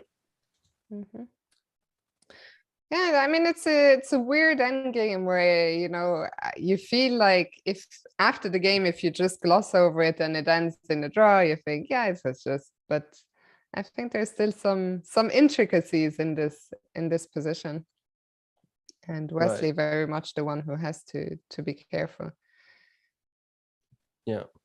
So let's see. But as we speak, the move king to f3 has just been played by Shakir, so who's taking care of the 94 threat this way. Which also makes a lot of sense, actually. Yeah. I'm curious, what will Wesley, do you think Wesley will now start mobilizing the queenside pawns? Will he bring the king? What? Maybe it is a good time. So I guess if White gets another move, he might want to get in e4. Perhaps what he could do is go bishop a4 to bring the bishop to c6, and then start pushing the pawns on the queen side with b5 and a5. Yeah. That's another interesting plan. I see Chesswind in the chat is saying them playing this fast. Yeah, I mean, I'm also a little bit surprised. Shahriar clearly, I don't know in which moment it was. Let me actually have a look. He took a lot of time on his move. Knight d2, he spent 20 minutes. And also the previous move, king g3, he spent 7 minutes. But after that, I mean, especially Wesley has been playing quite fast. It surprises me as well. What do you think, Benjamin? Yeah, Wesley's been playing extremely fast. He's only spent 24 minutes up to this point for 28 moves, so that's less than a minute per move. I mean, of course, most of the game, he was in his preparation until pretty far. But I would say, yeah, even the most where he was out of prep, I think he's still keeping a very high level. Yeah, especially in this endgame, I'm really surprised with an hour 35 on the clock. And our feeling being that he is the one, who has to be precise. I'm surprised that that he's playing so fast. But on the other hand, he had a lot of time to think on Shahriar's clock when Shah was thinking for so long. So that could also be an explanation. Yeah. Yeah, I do expect this game to probably just end in a draw, but of course we'll have to wait and see. In the chat, Carlsen is saying Carlsen took on d5. Don't know if that's the way to play from Carlsen. Now bishop a2. Now the bishop from a2 comes out to d5. I don't think Vishy is going to take with the bishop because I feel like here, although it could be an option because after takes, black has to move this knight to an awkward square. You cannot go to b8, and actually bishop takes d5 has just been played. You cannot go with the knight here because we take and you can recapture because that hangs your rook. So you will have to go to a7 or a5, which is not really what you want to do. But let's see which square Magnus will choose. I think he has to trade right now. I mean, leaving this bishop on the board is probably not a good idea. Yeah, because if you don't take, I guess White will just drop the bishop back to a2 and have the bishop pair, have this long diagonal. I mean, I'm with you. I'd be shocked if Magnus didn't take. I mean, what's even the alternative? You would have to either move the knight from c6 or defend it. Right. Yeah, you could play queen c7, for example, but then, I mean, white can go knight e3 or move the bishop. And in either case, I think white retains quite a bit of pressure. Yeah, this should be quite pleasant for white. I mean, we take with the knight, and then let's say this queen moves over here. All of a sudden, white could also go for moves like queen g4, hitting this, maybe going for a rook left, and it looks pretty annoying for black here, I would say. I'm with you. Are you surprised that that Magnus took on d5? Yes. Yeah, I thought that there should be better ways to play. I like this move knight b8 that we showed earlier. But yeah, I think here Vishy should have some pressure. Yeah, I mean, looking great so far for Vishy, of course. Long game still ahead, but also the time situation. Earlier it was 20 minutes, now it's only 10, so that's evening out as well. It looks like Magnus has just captured on d5. So we will get this position on the board where Magnus will have to drop back to b8, and well, we'll see what Vishy can make out of it. Yeah. Yeah, so let's see. So all of this has been played. So Vishy is going to take, and I would think he's probably going to the a5 square, or what do you think? Or is he going to go to a? Yeah. Or do you think a7?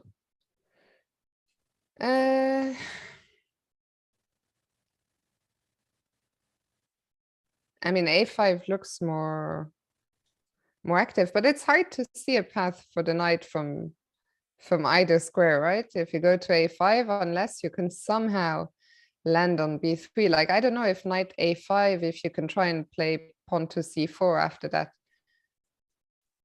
Right. I mean, for black, not for white. Like, if yeah, I like go that idea. So knight a5, and then let's say we go knight e3, maybe pawn c4. Yeah. And I like that idea because I think this pawn on c4 should be very easy to protect. Well, let's say queen c7. We kind of isolate this pawn on d5 and we get a square over here, but maybe something connected with knight f5. So I think queen c7 was maybe a little bit careless of me, but question is, maybe this tactically works out for white because we go queen g4 and we also have knight f5, right? I think if black, let's say black gets 2 moves here, right? To consolidate. I think he should be doing completely fine. But this knight f5 is kind of a problem where you hit h6, you hit g7. I mean, this just is going to lose a pawn, right? And not just a pawn, but a big pawn. For sure. So knight e5 has been played by Magnus. So now let's see how Vishy will continue. I mean, maybe knight e3, he could at any moment play the move b4, but it shouldn't really be a problem for black. You can trade on b4 right away or go for knight b7. The knight is not well placed here because it's pretty much dominated by its own pawns. So maybe this is something Vishy could go for and here play against the knight. Yeah, I think Vishy has actually a lot of pleasant options to choose from here. So he will be very happy, I think, with what he's gotten. We'll see. Will he go 4b4, knight e3? Will the queen come out to g4? But he is spoiled for good options here. Yeah. So let's see what. Yeah, I was gonna say maybe we can come back here in a short while, bring back the bird's eye view once again, because I think Vishy will probably take a little bit of time to decide between his options here. Yeah. In the meantime, has anything happened in this? No, Anish is still thinking. I'm sure that he is considering this whole knight c4 idea. And a few moves have been played in the game between MVL and Topalov. He played rook e8, h3, and now c5, which looks very counterintuitive because you're giving yourself a backwards pawn on d6 and you're blocking your own bishop on e7. But the knight doesn't really have anywhere good to go to. I mean, if it goes to e2, you hang e4. So probably the only square you have is b3. Maybe here black can just go, let's say, bishop d7, followed by bishop c6. b5 is also an option, followed by c4. And it's kind of awkward for white to develop, because first of all, where are you going to develop this bishop? I mean, the g5 square is covered, the f4 square is covered, and you cannot go to e3, because then you hang this. So you probably end up putting your knight back on d2, but then you're blocking your own bishop. And I would think Topalov should be doing pretty fine here in this position. Maybe MVL is considering something like e5, but I don't see how he can make it work if we just take. Yeah, so take. Maybe If I something like, take and go knight. think- Wow. I don't know if this works, but the idea is to go queen g6 and hit this and hit this. But Okay. it probably doesn't work. Why not though? Let's It's a let's good find out. Maybe e4, because you block the queen, you still hit this and you still hit this. Okay. Yeah, the evil bar stays. That's a pretty much pity. out, so I guess that's Putting in an early end to our fun. right. But knight f5 by MVL. So now what Topalov? He has a lot of options. So he could trade here. He could also take here, with the idea being that if white takes, we take here, and black should be doing great. But maybe white can go for this, weakening black's king side first, and then taking on e4. I was wondering if d5 is an option, but maybe maybe we just move the rook back, takes and take here, and maybe this is just fine for both sides. Fine. I wouldn't feel fine here. I wouldn't feel fine on either side. I would feel like, what is this mess? Who is better? Why? Like, I like that this bar is gonna drive me crazy someday. I look at this position and it's just complete chaos. And once again, the bar is like, nah, the 0-0 is more or less. Yeah, well, I would think if white gets the move rook 81, he should have a pleasant advantage, but maybe black has the very quick queen d3. Queen And d3 is if we nice. trade the queens, this should be in black's favor. And if you queen c1, can we get away with this? Because no, you have rook e3. Rook e3. You hit the queen and you defend the knight. I think, but the bar just dropped. So maybe it's another move here. Maybe a queen g5. Still knight. I don't know. It's something along these lines. Yeah, it's probably better for white. Can I go knight e5 instead of queen g5? No, that doesn't. I sort of wanted to remove that knight and then go for mate. But it's also a very interesting option. Yeah, I guess like no, maybe queen f5, with the idea being that if you take, I take this knight over here, and if you take here, I recapture, and black is fine. Yeah, that's nice.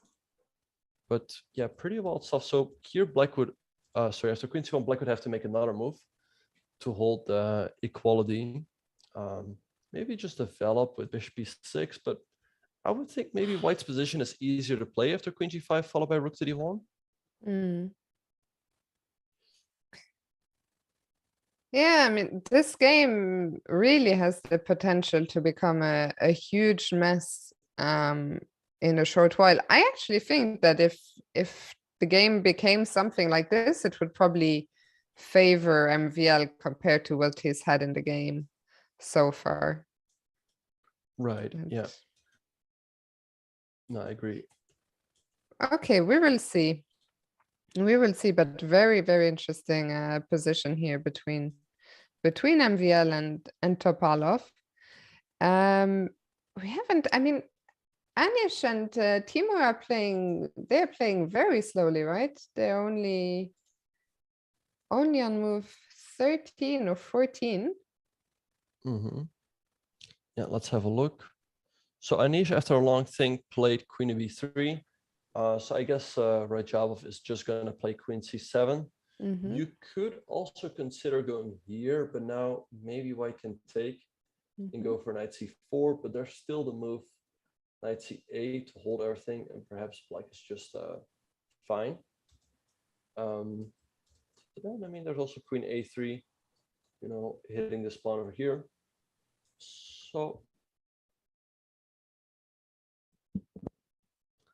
So maybe just queen c7 by Rajabov.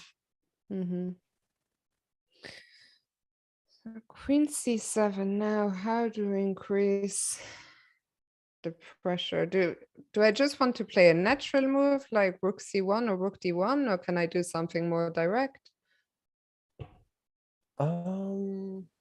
it's a good question. Yeah, I don't know what Anish has in mind here. Maybe just rook c1. Oh, sorry, maybe just rook c1 and just slowly improve the position.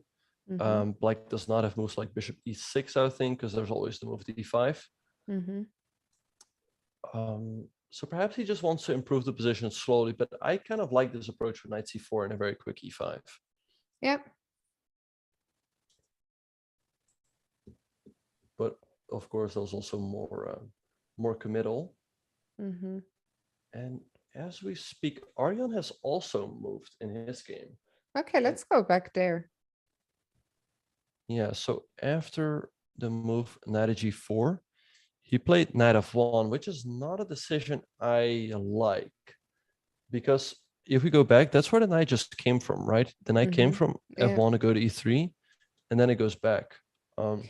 Which is a bit so- of an admission that something has gone wrong, right? Yeah, so maybe still the move f5 from Wang Hao. And what do you think Arjan is planning here? And f5 has just appeared on the board. That's a very good question. I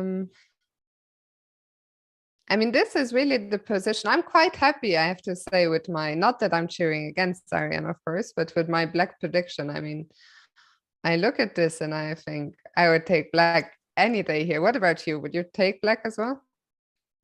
Yeah, no, for sure. It looks a lot of fun to be black here. I mean, he's pushing all the pawns on the king side.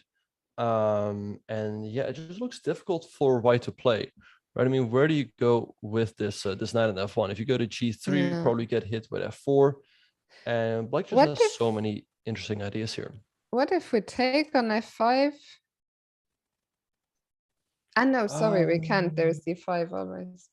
Well, actually, here we could, because if d5, we can take, and if takes, there's queen a4, check, and we pick up the knight on g4. Okay. So I would think if we take on f5, black just has to recapture. But And this also looks now- fine for black. Now if I bring the knight out to g3. g3. Right, I would think maybe just bishop g6, and I kind of like black's position. Once again, we can potentially build a big center, but maybe white can castle. Here d5 is a move though, because if takes, there's queen d7 defending everything. Very nice. Yeah, that's nice. But you were very brave to castle in the first place. If I looked. But okay, I'm also with you that you also cannot stay with the king in the center forever, especially with the queen on e7 looking down at the king. I mean, I am so shocked to see the bar giving a slight edge to white. I mean, I look at this position and I'm like, okay, what do I do here? Yeah, no, I sort of really like it for Wang Hao, and Aryan is also, seems that he's quite unsure as to what to do here. I mean, if he doesn't take, if he doesn't take, is our threat to, do we want to go f4? What do you think? Let's say it was black to move here. That is a good question. Yeah. So, well, the thing for white is, what does he do, right? Because we saw the knight g3 runs into f4, which is probably in black's favor. If h3, we just move our knight back and put pressure here. So I would think if it's black to move, let's say white just passes, right, with a move like bishop d2, then I guess knight f6 to put pressure here, which is very difficult to deal with, because if you take now we have d5. There's no knight in g4 that's hanging in any potential line. And so you can play knight g3, but I guess then once again just f4, and you just kind of get steamrolled here on the king side. Maybe just knight e6, and it just looks very pleasant for black. Yeah, can we even go for an immediate g4? Well, I would think if g4 we go knight here, which is kind of annoying. And there are some funny lines. Black can Does knight take here, e4, yeah. because if you take, we take the knight. But there's knight g6. I was looking at this because you hit the queen, and if you recapture, maybe queen g5, hitting this, and if you take, there's check. But I don't know, like you move the king back, we take, this knight looks trapped, but you still have knight f7, so it's all pretty wild. Yeah, very messy. Very, very messy, this game. But I think, yeah, I think we both agree Arian is the one who has some questions to answer in the current position, which does not look like an easy position. And this is also a game where right now both players still have plenty of time, but you could see the time suddenly tick down very quickly. I mean, this is a kind of position where you can easily suddenly spend 20, 30 minutes on the move. And yeah, I would not want to be Ariantari, but let's see what he comes up with here. Maybe meanwhile we can go back to the bird's eye view once again and see what's been happening. Yeah, so let's have a look at all of the games. I would think the game between, so yeah, not much is happening. So we just see a trade of knights in the game between Mamacharov and Wesley So. That's probably headed for a draw, but maybe we can go there Sure. very quickly. Yep. So let's see. So knight b3 was played by Wesley after king f3, and Shakhriyar decided to trade. So Wesley is of course going to recapture. The only reason and it's just been played on the board. So I think this game should just be headed for a draw. I think Shakhriyar is just going to go e4, bring the king to the center. But Wesley is just going to sit with king d6. The only thing though that's a little bit annoying for black is that it's still difficult to put these pawns in motion. Okay, so if I go king d6 now, king e3, do I want to go c5, king c5, or do I not want to go too far away from the king side? Like I see that the bar immediately. Yeah. Maybe there's g5. I kind of like this as well. But finally, my dream is coming true with this g5, h5. Yeah. But does it work? So h5. So king d6, h6, king e7, h7. You're not in time. Maybe a f6, but there's h6, bishop g8, and bishop g4. But maybe black is just holding here after, say, this. But bishop e6. Why is the bar, I'm so confused, in the middle? Because this looks winning, but maybe it's just not. King here. I'm very afraid that at some point the bar is going to drop, but so far my moves are, I guess maybe this is how black is holding a draw. And we are not in time to go collect. Okay, let's say king f3. I want to go and collect f6, but yeah, your pawn is gonna run quickly suddenly. Okay, I think so. Yeah, king g4 here, king f5. Yeah, because we also, don't forget, we also have this g pawn. Yeah. And I'm afraid that suddenly if I continue like this, the bar will drop in the other direction. But what is this madness? Okay, but here at least black can either give a perpetual or exchange queens, right? So black can never lose. Indeed, yeah. And even in the very worst case, if he loses these two pawns, it's still a draw, but yeah, that could still be a little bit annoying to defend. Yeah, for sure. But as we speak, king e4 has been played by Shaq. I kind of like this move. Bring the king to the center first and then going e4. Yeah, I mean, should we draw? I would still take white here, but let's see, how can black, so let's say king d6, king d4, and now can we finally start using these pawns? Well, I was thinking, let's say black goes a6, is bishop c4 ever an option for white? Because this pawn in game could be very tricky, because let's say, you wait, right, with king e6, I go e4, make sure you cannot go f5.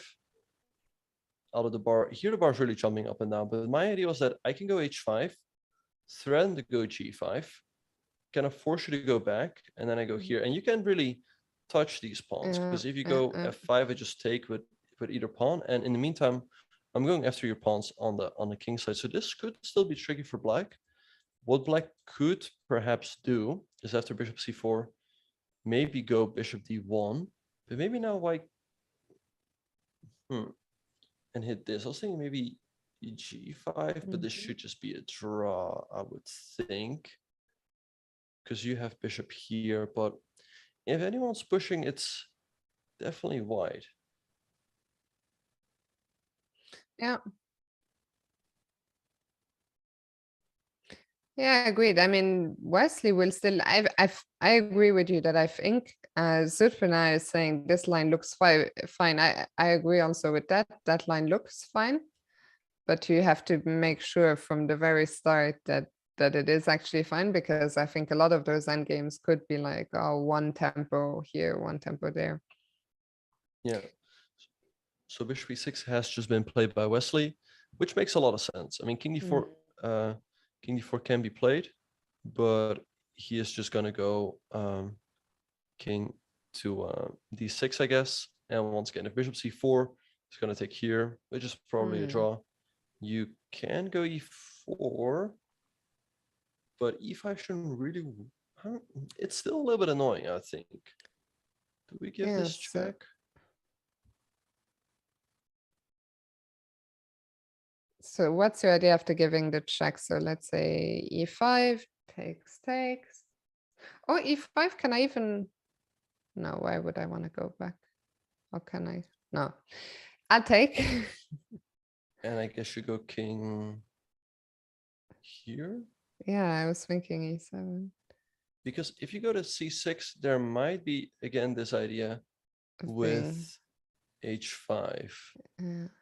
Although you can move the king back, but you are not quite in time. Because bishop f5, there's bishop d3, but also bishop g4 in this position. Very nice. And white wins the game. Furry Jester in the chat is saying after e5 and exchange, they can play g5 after h5. Yeah, I guess he's referring to the same idea that we just showed here. So it's dangerous to go with the king to the c file. It's just a bit too far away. Perhaps king d7 is still fine. But king e7 should be fine as well. But yeah, this should be a draw, I think. I mean, I think Wesley will hold. He has so much time on the clock. Like we talked about how he has been playing quite fast this endgame, but I also think Wesley is so experienced. He's not a careless player. If he senses that things could get tricky, he will invest the time he has to, find the most precise ways. So Schach will keep pressing for a little bit, but should just be a draw. So let's go back once again to the bird's eye view. Like my feeling, Benjamin, is that at some point all the games are gonna explode. It feels like now it's just the period just before first thing I see is Aryan Tari h4. Yeah, let's go to that game. So Aryan just played the move h4 here. So now it's going to be interesting to see how Wang Hao is going to react. So he's hitting this pawn. Of course, we can play f4. But then, we don't have any pressure on the center anymore. And it's difficult to move this knight back as the pawn on g5 is always hanging. So let's see. Maybe f4 is the move for black, because it's just difficult to make a move for white here. All of a sudden, you're kind of cramped. And we can always still improve our position by, let's say, going knight e6, defending this pawn, and on the next move going knight back to f6. And where's the white king gonna go, right? You don't want to castle queenside. I was just gonna ask you, is castling queenside completely impossible? I wouldn't say it's completely impossible, but it's become less attractive, because we have pushed this pawn all the way up to a5. Yeah. So if not queenside castles, then indeed, where is it gonna go? Can the king go to c2? Yeah, maybe the c2, or it's just gonna sit in the middle for a while, because the center is not gonna open up anytime soon. But yeah, I kind of like Wang Hao's position here, to be honest. So yeah, I don't know what Arian is, how Arian is planning to proceed. Yeah, so Wang Hao hasn't played f4 yet. Let's just quickly go back for 1 second and see, are there any alternatives to f4? Although I Right. agree with you, I mean, I like f4 as well, but let's just see, is there anything else that might be tempting? Not that I can see right away, because it's just difficult to protect this pawn. Maybe knight e6, Mm-hmm. with the idea being that if you take, I have knight c5, I hit your queen, I can take here on the next move, I can also go d5. Mm-hmm. But maybe white takes here first, and then somehow, there's always an intermediate bishop takes g5. So perhaps this is what white should go for. Let's say queen here. Maybe something like this. I don't know how this plays out, but something along these lines. Just one very quick question in that line. Can I ever, instead of knight c5, go to f4, or does that not do any? I know you can just take it on f4, what am I talking about? Well, but then you could take with the pawn and you have a check on the. That's But maybe you just take and king d2 followed by rook Mhm. e1. Yeah. Yeah, and suddenly the black king is to 1. Yeah. But this is It's all of not a sudden so great for white. Yeah. Yeah. But I think f4 is probably just the way to go for Wang Hao. Yeah, I'm with you. I also expect that f4 will be played, because once again, I think we're just struggling for alternatives. And why do we need an alternative if f4 looks perfectly good? Mhm. Okay, Yeah, so let's sorry, go yeah, ahead. go ahead. No, go ahead. No, I was gonna say I wanted to update Vishy against Magnus. I feel it's been a little bit since we came from there, but we can also stay here. Okay. Mhm. Yeah, no, let's have a look at that game. So we left off after the move knight a5. Vishy played b4, knight b7, and played rook e2. Pretty interesting. He wants to double the rooks on the a file, putting more pressure here. But here Magnus came with a very interesting approach to try to solve his problems. He took on b4 and now played a5. So if he gets rid of this pawn on b4, he can move his knight out of c5 and should be completely fine. But Vishy took on b5 and now played rook b1. And it seems like white will probably be a pawn up, because if you try to hang on to this pawn with queen to a5, you can go rook b2, and technically it doesn't work out for black because your knight on b7 will be hanging in the end. So Magnus will probably have to sacrifice this pawn. The good news for him is that he does get his knight out to c5. He goes queen d7 first. But what if Vishy takes now? I mean, I don't know. Does he have enough compensation? So as you were saying, the knight will come to c5. And what's the compensation? That you have this nice knight, you have the double isolated pawns. Is there anything else in black's favor? I mean, the a file maybe. Yeah, it's a good question. Yeah, I don't quite see it for black, to be honest. Yeah, I mean, I would something. not Maybe want rook to lose that a1 and pawn. here. Yeah.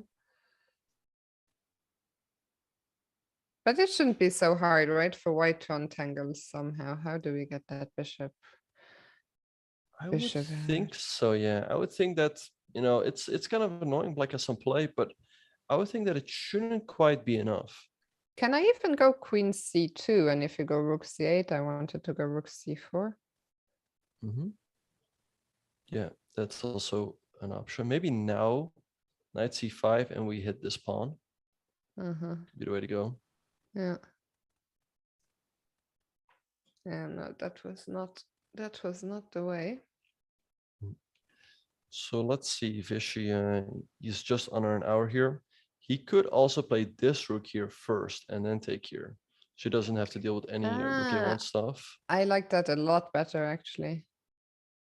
Yeah, maybe this is the way to go for Vishy. Yeah. And here, I mean, if he gets the pawn on b4, right, it's really up to Magnus to prove the compensation. And once again, I don't quite see it. Vishy's plan is quite straightforward. Maybe bring the knight to c4, bring the bishop out to e3, and all of a sudden white could just be close to winning. So Magnus could potentially be in a lot of danger here. Yeah, I mean, rook b2 is a really nice find by you because this rook a1 coming in was a little bit annoying. But here, if we just pick up the pawn, and also with the two rooks on the b file, our b5 pawn will be overprotected. We don't need to worry about that. I mean, this is really, I have to say, I know, of course, that Vishy is such a fantastic player, you know, such a legend, but I did not really expect him to cause so many problems to Magnus today. So yeah, teaching me a lesson and everyone else. Yeah, I also didn't expect Magnus to end up in so much trouble, but yeah, here we are. Vishy is still thinking after Queen of d7. But in the meantime, if we have a very quick look, let's have a very quick look at the other boards. Yeah, a lot has happened in this game between MVL and Topalov. Wow. Let's But go it there. should be, yeah, let's have a very quick look at that game. So after knight f5, Topalov just traded on f5, takes the trade on e1 happened, knight e5, hitting the bishop, bishop e2, queen e7, and bishop f4. I would think that this one should be approximately even, but maybe black can be a tiny bit better if he can get in d5 and c4 successfully, but it's probably not that easy because white will go for a quick knight f3, and if you trade, white would get pressure towards opponent e5, so rook e8 has been played by Topalov. Rook e8.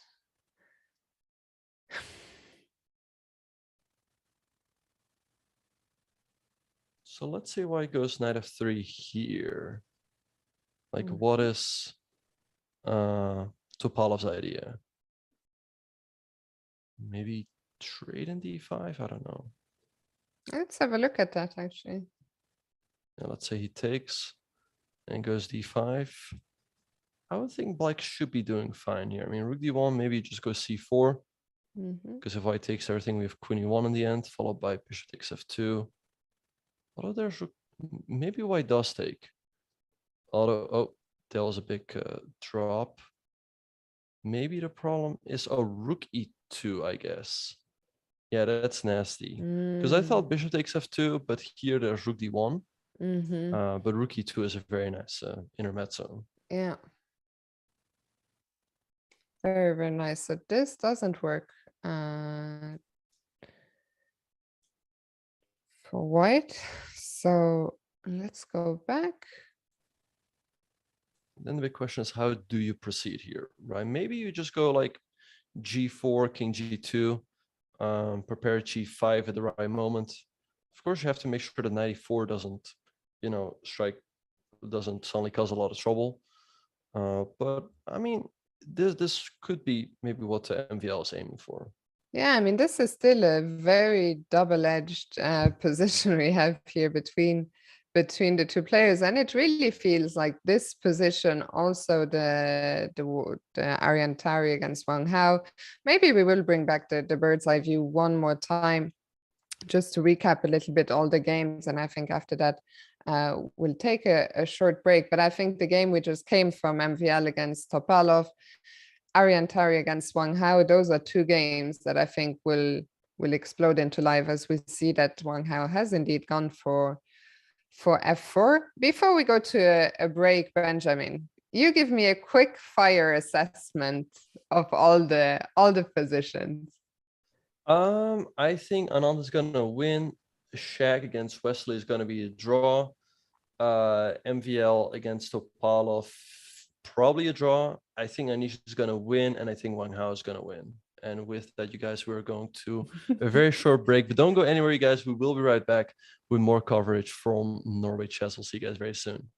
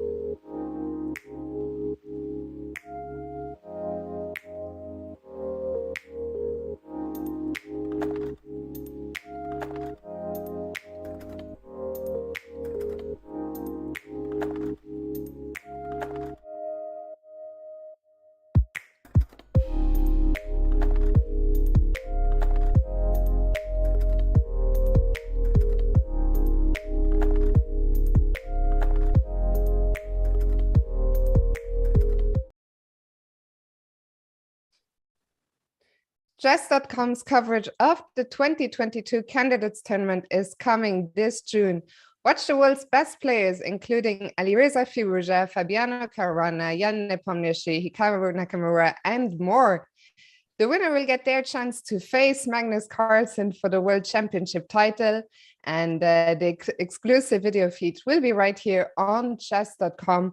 So a very, very exciting tournament to look forward to, Benjamin, starting in just under 2 weeks already. It's so close now, but we are back with our round 5 coverage of Norway Chess, and we see that during the break there has been a first result. Yeah, no big shocker in the game between Wesley and Shakhriyar. All of the pieces disappeared from the board. So we left off after the move King d4. b6 was played by Wesley, a e4, a5, e5. We saw a trade happen, f6, king d4, bishop d7, g5. And this is already an indication that the game is just headed for a draw because just too many pawns disappear. A trade happened, b5 by Wesley. Here goes this last set of pawns. Bishop c4, takes, king e6, g6, king f6, king d4. And that was it. So they will soon go to an Armageddon. And Fiona, who is your favorite in that matchup? I was just gonna say, we both got our first prediction right in classical chess. We both called a draw, and now, Benjamin, there can only be one of us. You said that Wesley So was gonna win the tiebreak, so that means either a draw or a win. And I went with Shakhriyar Mamedyarov. So in about 15 minutes, they will start, and we will find out who of us is going to keep the upper hand. Hopefully the game is, do you think they will repeat the opening from the classical game, or do you think we'll see something different? I think Shakhriyar will go for something different. The line that they had in the classical is very theoretical. And as we saw today, he wasn't able to prove an advantage. So I think he will go for something else, perhaps, you know, something that keeps more pieces and more play in position. Yeah, so I'm with you. I feel like when you're in a must-win situation, this is not really what you want to go for. Maybe he had a little edge, but it was never really anything too worrying for Wesley So at all. So we will find out. But first, let's bring back the bird's eye view, because we have 4 other very, very interesting games on our hands. You predicted a draw between MVL and Topalov, right? But all the others, I mean, before the break, but all the others you predicted decisive results. Yeah, so I think I predicted a draw between Tari and Wang Hao, right? But I predicted Wang Hao to... Okay. Oh, yeah, before the break. I meant before the break, yeah. Right, yeah, before the break, I predicted Wang Hao to win, but before the broadcast, I predicted a draw. It's all very confusing. Right, but let's have a very quick look in that game. So after f4, a couple moves have been played. Queen of d1, back from Arjan, and bishop e6. But I'm wondering, does this give Arjan the opportunity to trade here? Because if you take with the queen, now we can take on g5, and white should be fine because you take on h8 and you take on g5. And if you take with the knight, do we then have knight takes g5? Oh, there's probably knight takes f2, which is pretty nasty because you hit the Oh, queen. knight f2 is nice. And if you take, there's this. And is there check? So we go king here. You take, but maybe you just take here on h1. Because you can take here, but we just recapture, and this knight can always come out, and black is probably just winning. This is another, I mean, we've seen a lot of crazy lines analyzed already, but this is another one of those. So, okay, where did this go wrong for white? Let's rewind a little bit. So you can take on g5, yeah. Right. So then Basically. the question becomes, does he trade on e6 at all? Because if you do, I mean, you bring black's knight out to e6, which should be sort of favorable. But then on the other hand, if you don't trade, then black might just go d5 at some point. But yeah, went wrong with knight takes g5, yeah, which probably is just losing for white after knight takes f2. Yeah. So we need another move here for white. Yeah, then the question, I mean, maybe you continue developing with bishop d2, but I don't know, here black should be doing pretty fine, I would think. But the question is how? Maybe d5, maybe you just continue slowly with, let's say, knight f7.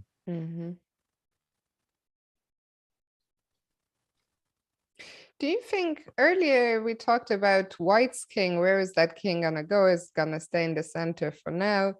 Do you think black could consider casting queenside eventually? Yeah, I think it's definitely an option for black. He hasn't touched these pawns yet on a7 and b6. So if let's make a couple moves. If white ever goes a6, we can keep everything close with b6 or maybe even b5, and it should be fine.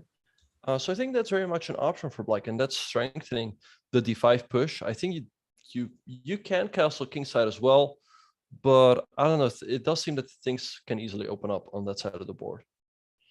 Yeah, I mean, I still very much like Wang Hao's position. We can see also from the evaluation bar that the engines are not too concerned just yet, but I really think that seeing this, whatever, I can barely make it out. Even -1, it's already worrying, but sitting at the board, it's a lot more difficult to be in this position than just the bare numbers. Indeed, yeah, this could quickly go wrong for Aryan if he's not careful. And yeah, it just seems very difficult for white to make moves in this position because all of these pieces are stepping on each other's toes. And yeah, I just don't really see how they can coordinate properly. You would like to trade off, one pair magically, but of course you can't do that. Because if you ever play a move, I mean, knight h2 doesn't even work, right? Because you can. Well, I think I'll just move back, and you're still stuck with all of their pieces over here. Yeah, I mean, it's really, really a depressing position to play for Aryan. Yeah, it seems pretty tough. So we'll see how he will try to solve his problems, but I don't know. I do expect Wang Hao to crash through in this game. In the meantime, do you want to have a look at the game between Anish and Rajabov? Sure, let's do it. Yeah, so we left off after Queen to b3, and Queen b6 was played by Rajabov, which is kind of surprising. So we said there is this move Queen a3, and now he kind of just lost the tempo after Queen c7. Knight c4 was played, hitting this, Knight c8, and e5 right away by Anish. Takes, and Knight d5. So the question is, how should Anish proceed in this position? Maybe just Bishop d3, once again putting pressure here. I feel like Knight d6 is premature, because you're just going to take, and this pawn is probably more of a weakness, even though it is pretty annoying, but I feel like black should be doing fine here. So I think he just has to bring more pieces into the game with Bishop d3 or Rook 81. Can we just go back 1 second to that line after Knight d6, takes, Queen b6? So if I jump into e5, Right, maybe just bishop e6. And Mhm. the thing is, d7 doesn't really do much. I feel like this pawn is Yeah. just a weakness. So it's very Yeah, and committal. the knight on d5 is kind of stopping all the ideas. Indeed. Mhm. So I don't expect Anish to do this. I expect him to play a move like bishop d3, just building up the pressure, because this knight on c8 is Mhm. not going anywhere. Like after 96, you give this knight a purpose. But right now it's Yeah, just stopping that knight from jumping there, so you can agreed. wait with that and improve the position first. Yeah, so I like bishop d3, and then how can black continue? Maybe h6, making sure Mhm. there's no knight g5 jumps, and this is also out of the question. But now, of course, with every passing turn, knight d6 becomes more and more attractive. But Anish could also consider perhaps something like bishop c2 followed by queen d3, and Mhm. this threat will be annoying to deal with. I mean, you'll have to make an arc, you'll have to play g6, which weakens your king side a little bit. Yeah, it's funny because usually we see this kind of bishop queen battery in beginner. Like I love to set it up myself, just threaten a cheap mate. Threatening mate is always nice, but here it's actually really effective because, as you're saying, black has no good way to deal with it. Ideally, the way black likes to defend against this mate on h7 is by either having a knight on f6 or f8. Here, f6 is covered, f8 is not accessible.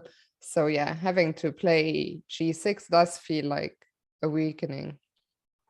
And I think Yeah, I actually love that suggestion of bishop d3 and bishop c2.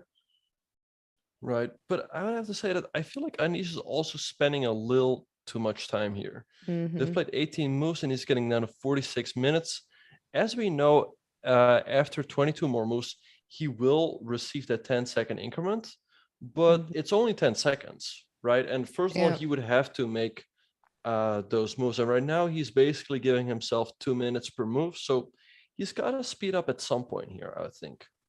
Yeah, it's interesting that Anish has spent so much time in today's game because out of the opening, again, we're speculating, but we think that Rajapov mixed up the move order. So Anish got a pleasant position straight out of the opening, and it's just been a pleasant position to play throughout. But I think sometimes it also just happens, and you can tell me your experience, but when you feel you are substantially better out of the opening and you don't want to let the advantage slip, and as a result you start spending more and more time.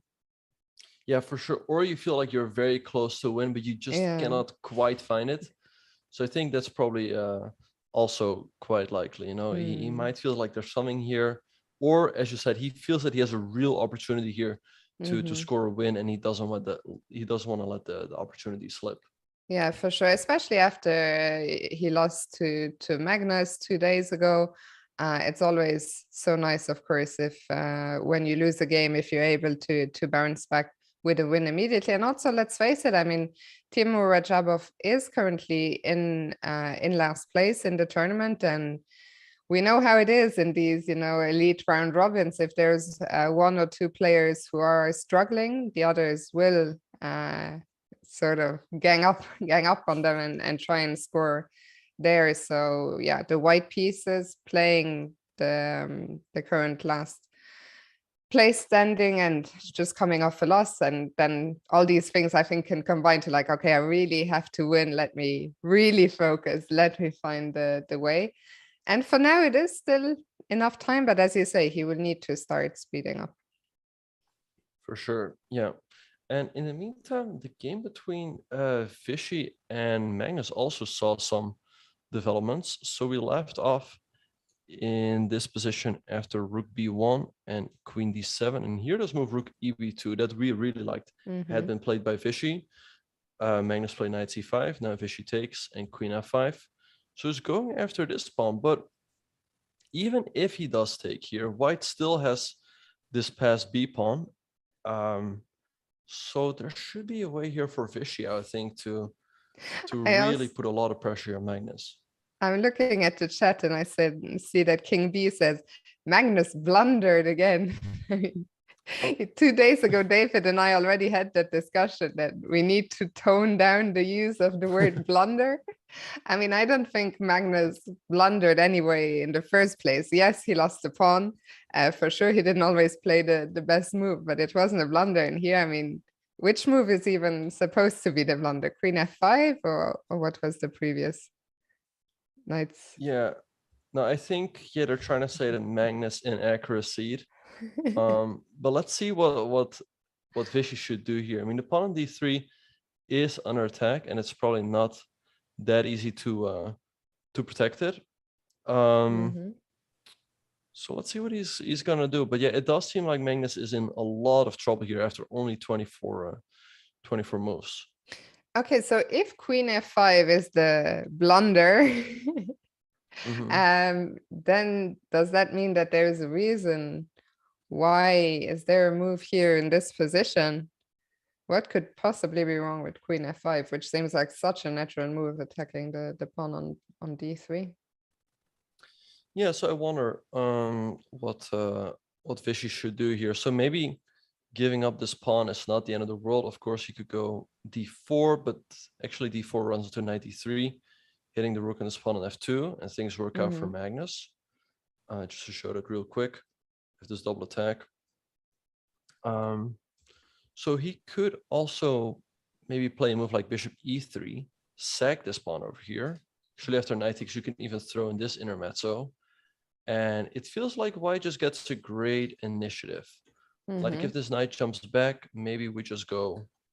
Actually, there was also rook g4, but I don't know how good. Actually, let's have a rook g4, maybe. Well, bishop g5, there might be h4. Looks like, yeah. Which could be very strong. Yeah, and if you go back, maybe this is just pretty much winning. Wow. Because you take, and we take, and I mean, with knight f5 jumping, this pawn pushing down a board. I don't know if all of this works, but I in mean, either this case, it looks seems like very promising, at least. Yeah. So it just feels like even if black takes this pawn, white still keeps a big initiative. Maybe we just take and like b6, b7. Yeah, I mean, do you remember when was the last time that Vishy beat Magnus in a classical game? It feels like it's been quite a while. Yes, I don't know, because they also haven't played in recent years. Yeah. So maybe it is the World Championship in 2014. Yeah, that's crazy. Maybe someone in the chat can look it up and let us know, because I mean, this would be a huge, especially maybe we can in a second just bring up the leaderboard for 1 second for anyone who might have joined us a bit later. Going into this 5th round, Wesley, oh, I was confused for a second because our producers are too fast. That the leaderboard is already updated with Wesley getting 1 extra point for the draw.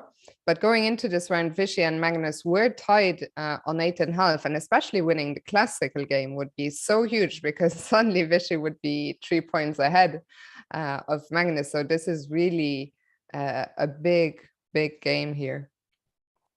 Yeah. Yeah, it would be huge, and yeah, Vishy would cement his place in the top 10. But yeah, it's looking really good for Vishy right now. It feels like if he manages to calculate just 1 or 2 good variations, Magnus is very much on the brink of defeat here. Yeah, and I'm curious. Let me see for 1 second, because King B, and really there's no need to be sorry. He's saying there is a win now, so I will for 1 second have a look, and it is bishop e3 was the move that you were suggesting, right? Yeah, well, to be honest, I had to look at the engine here as well. Okay. But yeah, bishop e3 does seem to be a good move here for white. So we'll see if Vishy can find it. A question from Zutfinar: when starts Armageddon? Armageddon should start any moment, really. I feel like it must have been close to 20 minutes. And bishop e3 has just been played by Vishy, so Magnus in a lot of trouble. So let's have a look at the variations. But so knight takes d3, knight g3 looks really problematic for black, Mhm. right? So you can take with the queen, but let's have a look at what happens there. Maybe we just trade and go rook b3, hit this knight over here. And if you go e4, there might be knight e2 / knight g3 going after the pawn. But also, what if I just go b6, b7, and if you move the rook over, I have bishop a7. I mean, how are you not just lost here? You can go knight c5 back, but what if I take, and let's say I go knight e3, right? I stop c4, I prepare this push, the knight is coming to c4, and then, if the pawn is on b7, it could come to e5 to c6. Yeah. And I don't know, this just feels lost for black. Maybe there's still a way to hang on. Maybe knight e3 was a bit inaccurate because the bar dropped, but maybe b6 right away. But yeah, it feels very tough for black. I guess c4, maybe rook here, or rook, no wait, I guess rook c3. And you just pick up this pawn with knight e3 coming as well. Yeah, if that pawn drops, that really must be it. I have one question in that variation you showed earlier when the pawn went to b6 and you said if b7. So if we can I was wondering if we, after b6 in that line, can play rook e to b8. Not that I'm very enthusiastic about it, but I mean, if I so if b7 and let's say rook c3, I still have knight c5. But something like knight g3 looks really good here for white. But it appears that the Armageddon between Wesley So and Shakir Mamedyarov has just started. Wow, it always goes so fast, it's like they literally just started and already we're like, what, 10 moves in? Let's very quickly take it from the beginning, see how we got here. Yeah, so knight f3, d5, e3, knight f6, c4, e6, b3, bishop e7, b2 castles, queen c2. So Shaq is keeping more pieces on the board, but I'm not quite sure what he's doing here. I feel like d4 might have been a good move for Wesley, but instead he just goes bishop g4. So bishop g4, and what are we looking at here? Also, yeah, that moment earlier, once again, the bar is dropping. What is Shakir doing? Yeah, so like I said, he's trying to keep more pieces on the board, but it feels very dubious. And now we see Wesley going for d4 in the center. You cannot take on c6 because we will take on c3, hitting the bishop on b2 and the bishop on c6. So you will have to make a move like knight e2, but I guess then black takes on f3 and maybe knight e5, hitting this pawn over here, threatening d3. If queen f5, maybe queen d5. And I don't know, things already look tough for Mamedyarov. Absolutely disgusting position for Mamedyarov. Do you know where things went wrong for him? Like, how did it happen so fast? I think he should not have allowed black so much space in the center. If black goes for a quick c5, you generally want to be able to go d4, try to give black an isolated pawn. But as we speak, he went knight e4, a trade happened on f3 and knight e5. So maybe f4 here? Okay, f4. Can I give a check? Patzer sees the check, gives a check. Well, I think, yeah, knight f3, king e2, and white is still very much in the game because you have to move the knight again. Yeah, true. Okay, so let's have a look. f4.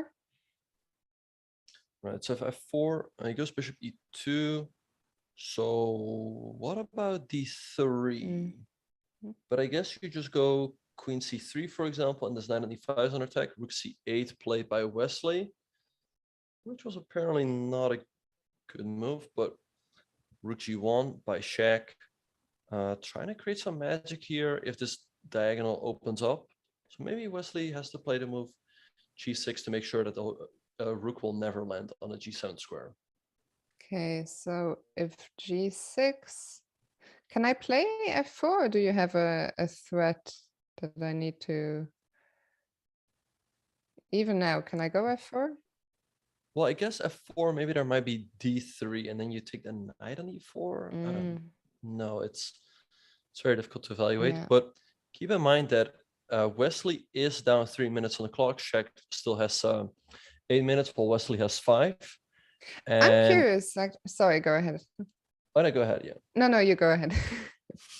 Well, at some point they will get the increment, as we talked about earlier, Mhm. but it is only 1 second, and 1 second really is not a lot. It's very easy to flag if you only have 1 second of increment. It's basically like you have to make a move like pretty much after your opponent has moved. You don't have any time to think at all.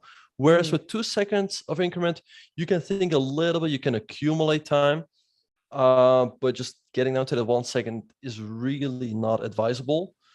So that is, of course, the difficult thing for Wesley. Yeah, for sure. I mean, I think we all have played Blitz, 3+2. And I've even watched more. I always, I love watching the World Blitz. It's a lot of fun with all the camera footage. And even there with the 2 seconds, it always feels like if the game is still going, eventually, more than likely, one player will flag, because 2 seconds is already so little. But one, I think if the position is not super easy, I think is close to impossible, basically. Indeed. So that is what Wesley has to be careful of. So he's closed the gap a little bit down to 2 minutes. We see here f4 by Shakhriyar, but the position is extremely complicated. If d3, if d3, then I guess just queen c3, and this knight on e5 is always hanging. So the question is how he addresses that in the current position. I feel like if he goes for a move like knight g6, Shaq pretty much got what he wanted. He could just maybe castle queenside and then resume his attack on the king side later on. Yeah, for sure. And just to close the discussion on the 1 second increment, because I see Abhinav is saying in over the board, when there's no pre-moves, what is even the point of 1 second increment? I think the point is if you have a completely winning position, then it will be enough. Like, let's say, even if you just have queen versus king, if there's no increment, you can flag. If you have 1 second, you will checkmate. Or if you're defending also, let's say rook versus rook, with 1 second, you will also make it. So it's really just for those cases, basically to prevent dirty flagging. And I think that makes sense. Yeah, and I think it makes sense as well. Yeah.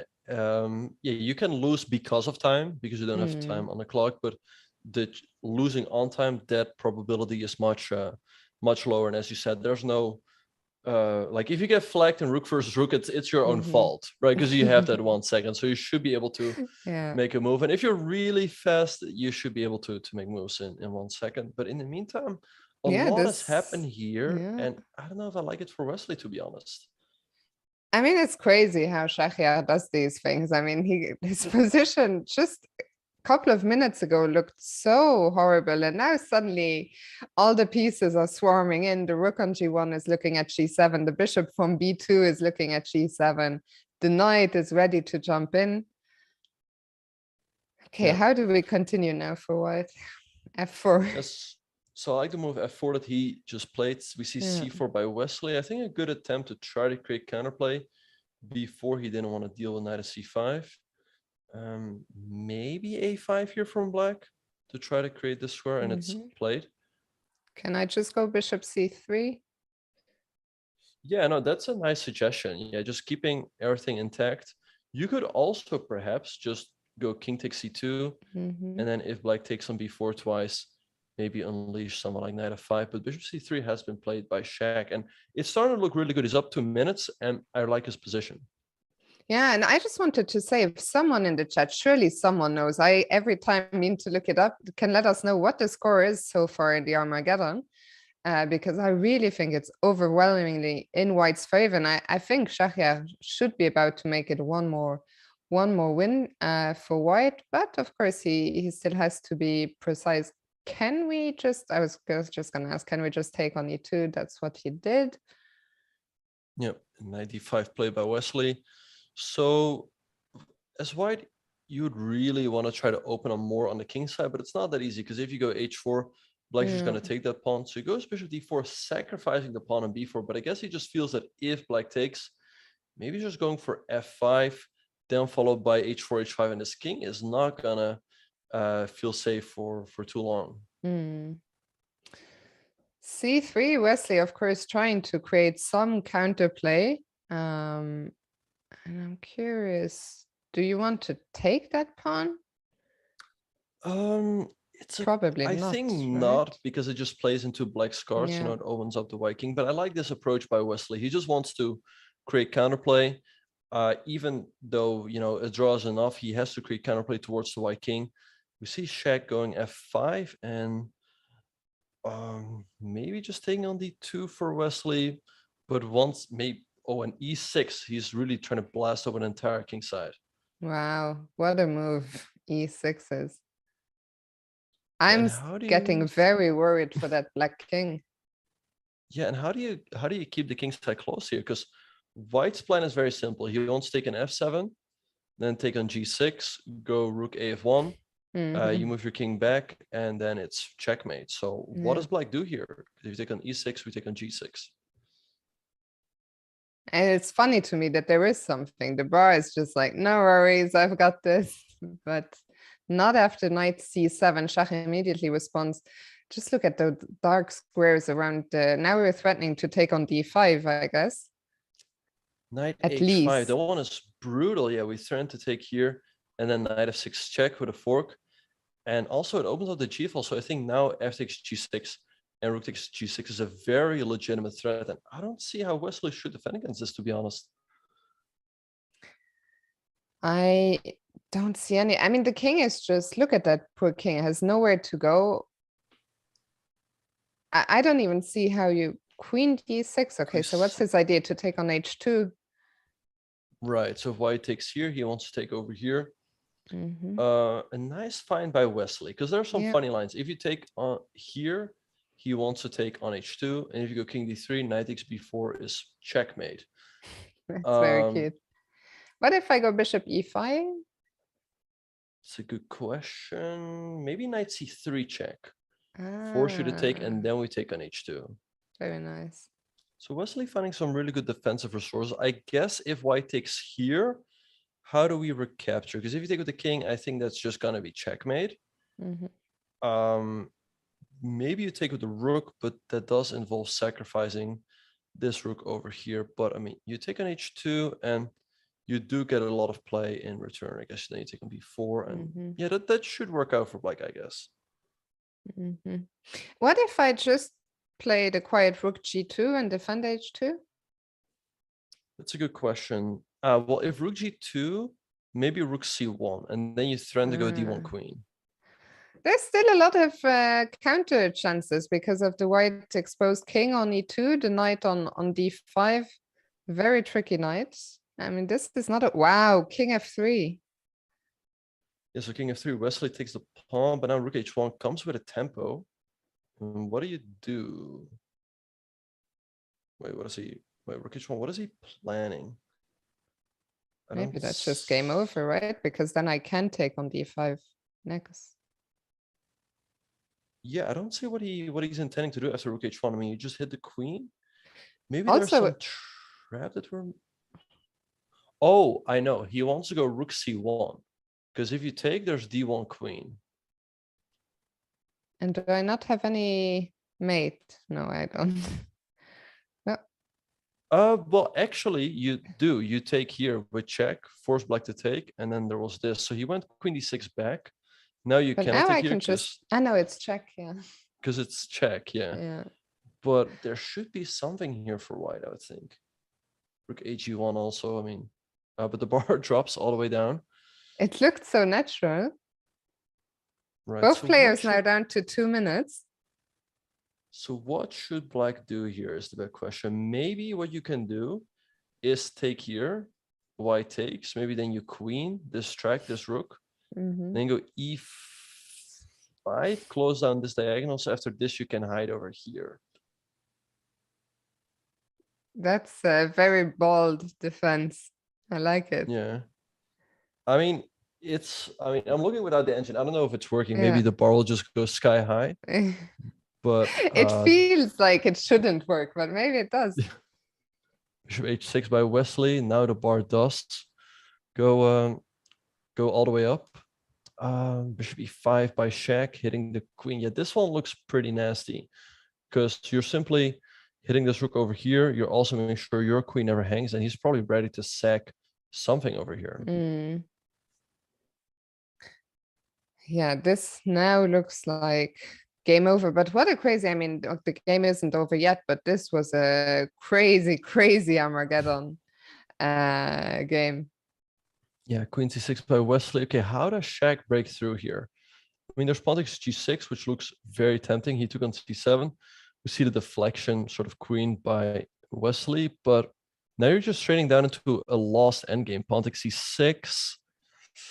Maybe you take with the pawn, but there's still a check. King g. No, you don't have a good square because king g3, you take with a check over here. Yeah, okay, so we can't take. So he goes knight What is f6. knight Wesley f6? has to take. Well, he just wants to trade down. Oh, and you. Oh, but there's also this thing in the end. Ah, And then you h6 just is take the hanging. rook. But king f7. So if take, Wesley wants gf. But I mean, you have knight d6. The king moves. I don't even know where. And then there's knight takes here. So this king went over here. I mean, rook takes h6 right now. Or bishop e5 first. Bishop e5. It's game over. Bish- Oh, you took I took- first.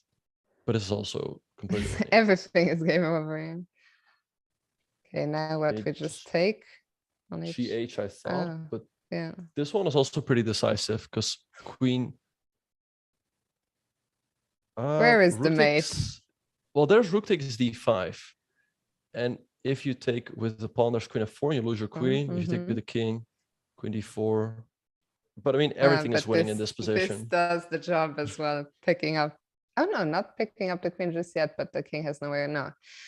Okay, Wesley has resigned. And what a crazy, crazy Armageddon game we've just seen here.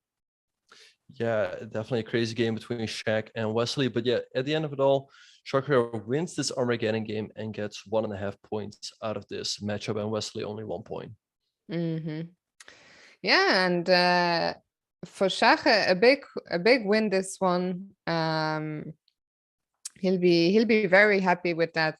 Never easy to beat Wesley So in any game, really. So that's the first matchup for today in the books, but we have 4 more very exciting classical games. Let's bring back the bird's eye view and see what we've missed while the Armageddon was on. Yeah, Look so at quite Vishy. Look Yeah, I at was that just gonna pawn go. say. Yeah, so after bishop e3, Magnus took on d3, knight g3, hitting the queen. Just the queen went wait back 1 to second, we'll bring up the big board. Oh, So my let's bad. go to Vishy and Magnus.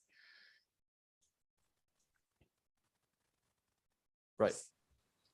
And so here we have it. So after bishop e3, Magnus took on d3, knight g3, hitting the queen, which went all the way back to h7, rook b3, knight c5, takes, b6, rook a8, and indeed the pawn pushed all the way up to b7, rook a b8, but Magnus is stopping the passed pawns for now.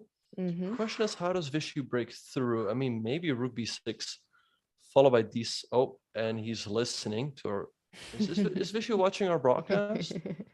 Hopefully not, for him, for his sake. Yeah. Maybe bishop d6 has to be played because if although d6 might not be a threat because this rook could be hanging in some variations. But also look at this queen. How is this ever coming back? Because all of the squares are covered. So Magnus goes c4.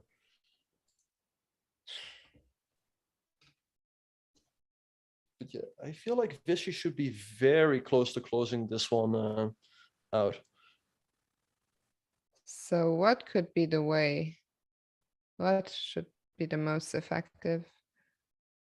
That's a good question. I mean, the c pawn is a little bit annoying. It also enables black to go queen d3 right now. So I don't know. It looks really good for Vishy. Maybe he has to shift his attention to the king's side again with queen g4. I was followed by just knight gonna f5. suggest queen g4 because it does attack c4. It kind of threatens knight f5. Right, but there's still this, and if knight f5, maybe bishop g5, followed by c2. Black might still And be if in the I game. if I just go rook c6.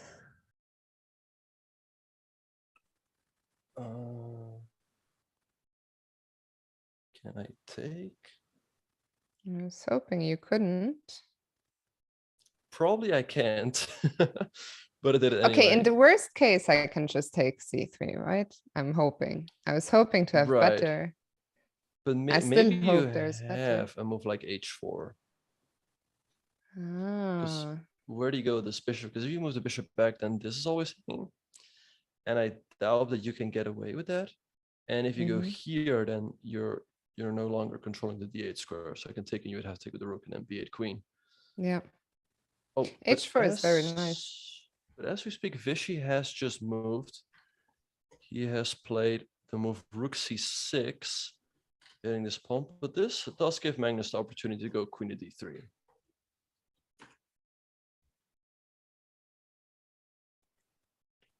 So let's have a look. If queen d3.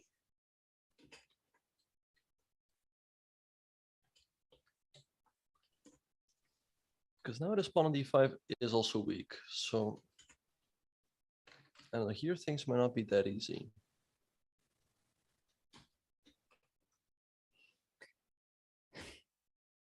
Okay, if I...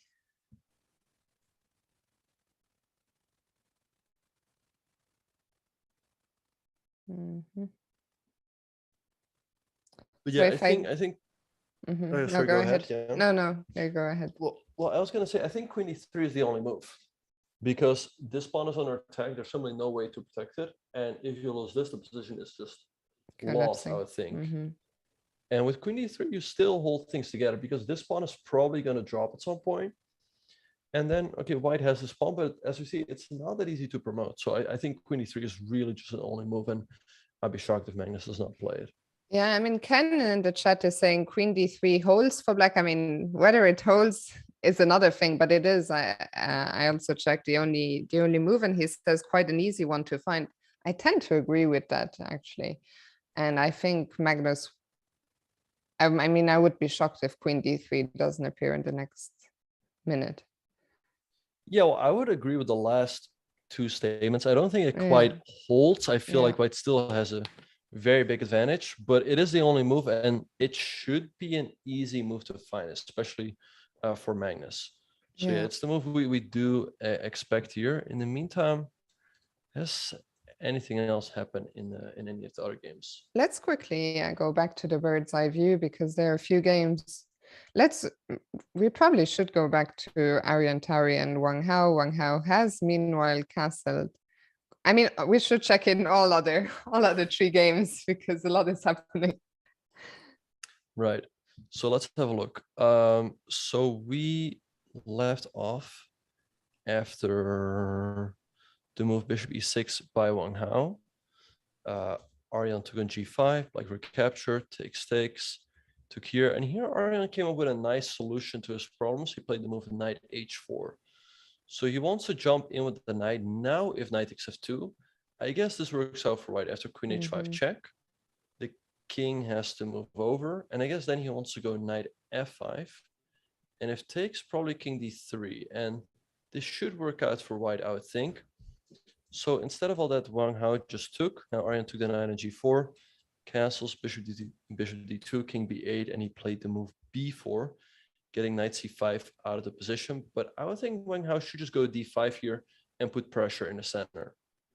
Yeah, I guess Wang Hao is still better, but somehow I like his position better earlier. I don't know if it was a case of Arian defending really well, or if Wang Hao missed some better continuations. But how much better do you think he still is?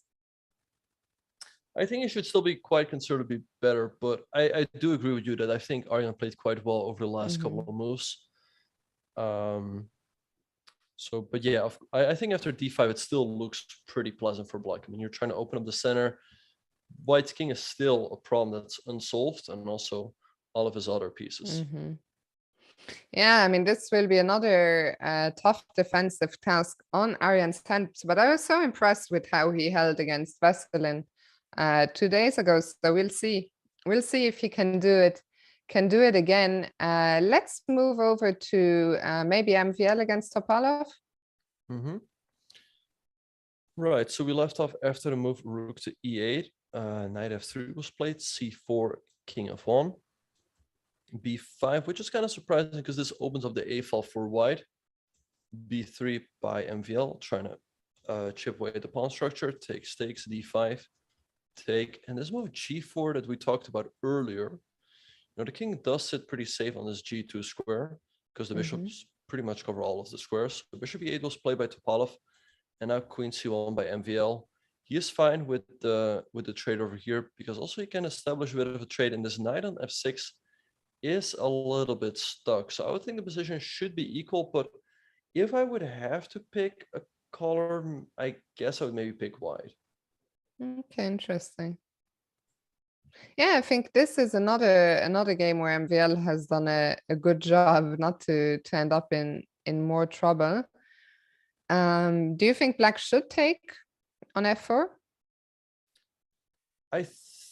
Well, the thing is, it's not, this bishop is probably not going anywhere, right? So I think it's kind of premature to take because it sort of helps white. White probably might want to take some point on b8 and then go queen f4 himself. So black can probably make a useful move in the meantime. Maybe something like knight e4. And he has played queen b7. Okay. So, fun fact, if you go rook b1 here, congratulations, you blundered yourself into a loss. It was the first move I thought of, and then I was like, thank God I didn't ask. Well, I also thought of it, but I thought like, why is rook b1 not a move here? But bishop takes f4 is the answer.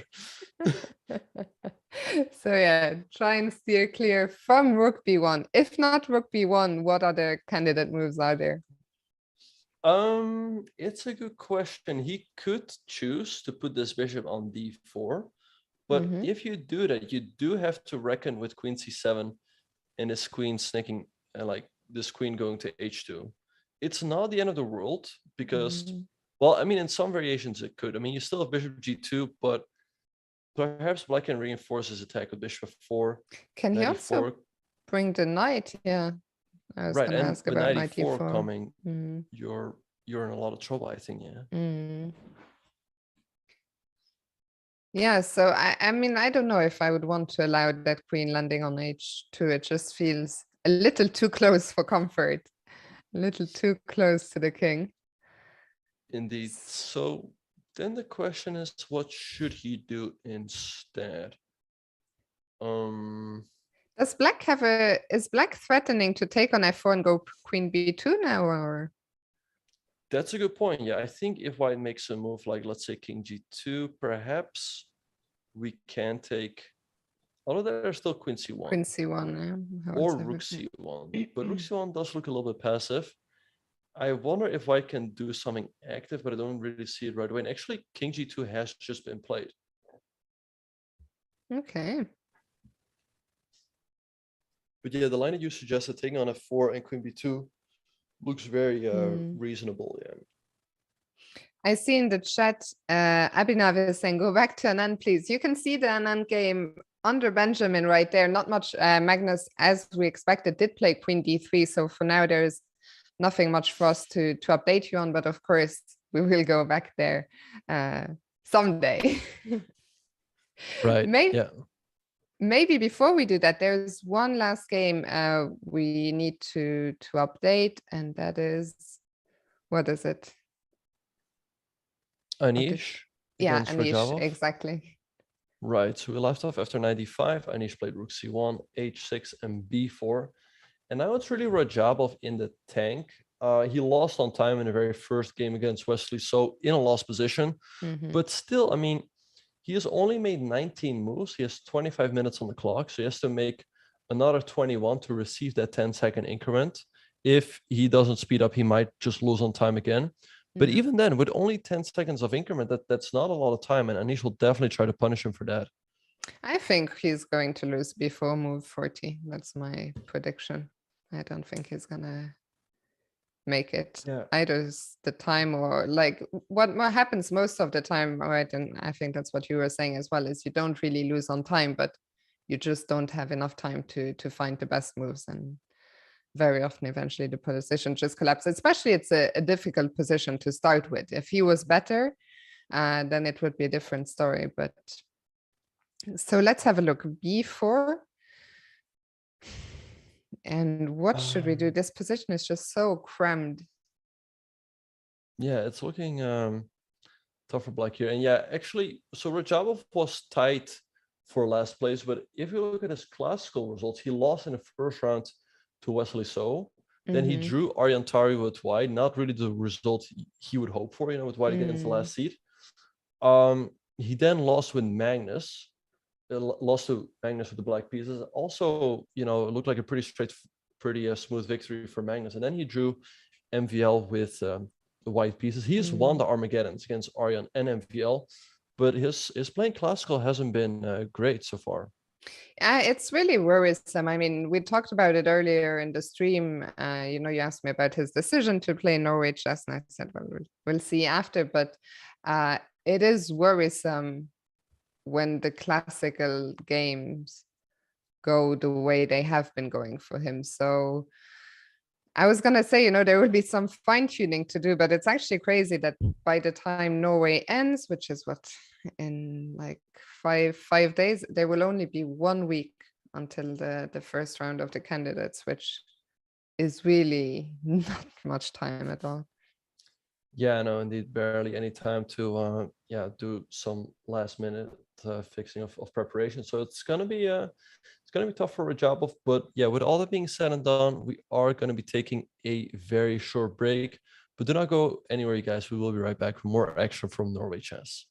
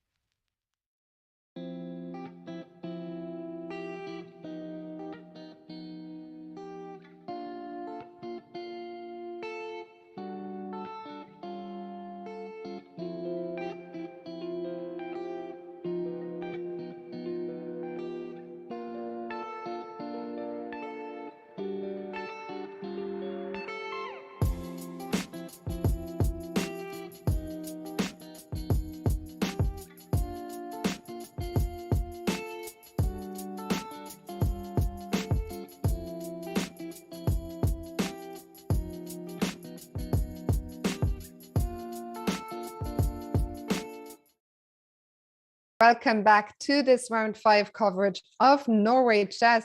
Benjamin, one game is already in the books. The classical game between Mamedyarov and Wesley So ended in a draw. Mamedyarov won the Armageddon. So these two guys are done for the day, but we have plenty of action remaining on in the other 4 games. Yeah, so we see here the game between, or we see here the bird's eye view, 4 games still in progress, and yet Magnus has played that move Queen D3, and now things are not that easy for Vishy any longer, I would say. But yeah, and also his time is ticking down. He only has 20 minutes. He still has to make 8 more moves to receive that 10-second increment. But as you said before, 10 seconds is not a lot. So maybe Magnus will get away here. Do you think Vishy just missed Queen D3 somehow? It would be shocking, to be honest. But yeah, I'm sort of surprised that he's thinking right now, because it's really the only move that Black had in the position. Yeah, because I mean, if we go back one move to before he played Rook C6, there were these moves that you were talking about. Queen G4, I think, probably was maybe the most tempting. But to allow this Queen D3 is just surprising. Yeah, because it does seem difficult to deal with the attack on the D5 pawn. And if that pawn drops, you only have this pawn on B7 left. So I'm not quite sure what he should do. I mean, he could trade on D3, but then a pawn on D3 is very difficult to round up. I feel like this knight f5 jump doesn't really do much either. You just go bishop f8, and you haven't really gained much from this, I think. Yeah. Yeah, I mean, tough situation now, and especially as you mentioned, with the clock ticking down, Vishy is going to have to decide what to do rather very soon. Yeah, and it's not looking easy. Yeah, I think he kind of threw this, or threw is too big of a word, but he definitely let Magnus back into the game. So we'll see what he will come up with. In the meantime, do we have any developments in the game between Arjan Tari and Wang Hao? Let's go back there. So when we left it off, we thought that Arjan has actually done a nice job of kind of holding things together for now, at least. Of course, the position is still difficult. He has just gone B4, and we see Wang Hao just responded with D5. Makes a lot of sense, right, to play in the center, especially while the white king is still on E1. You want to open up that center as much as possible. Right, so we see knight h2 by Arjan. He wants to bring this knight back into the game with knight f3, but perhaps what Wang Hao could consider here is to trade on e4 and then follow it up with c5. The idea being is that he wants to trade on b4, so he gets a d4 square for his knight. But I wonder if Arjan can get away with knight f3. I mean, Black can take here, but you recapture maybe a knight d4 jump, but I mean, you just take. So I wonder how Wang Hao should proceed in this position.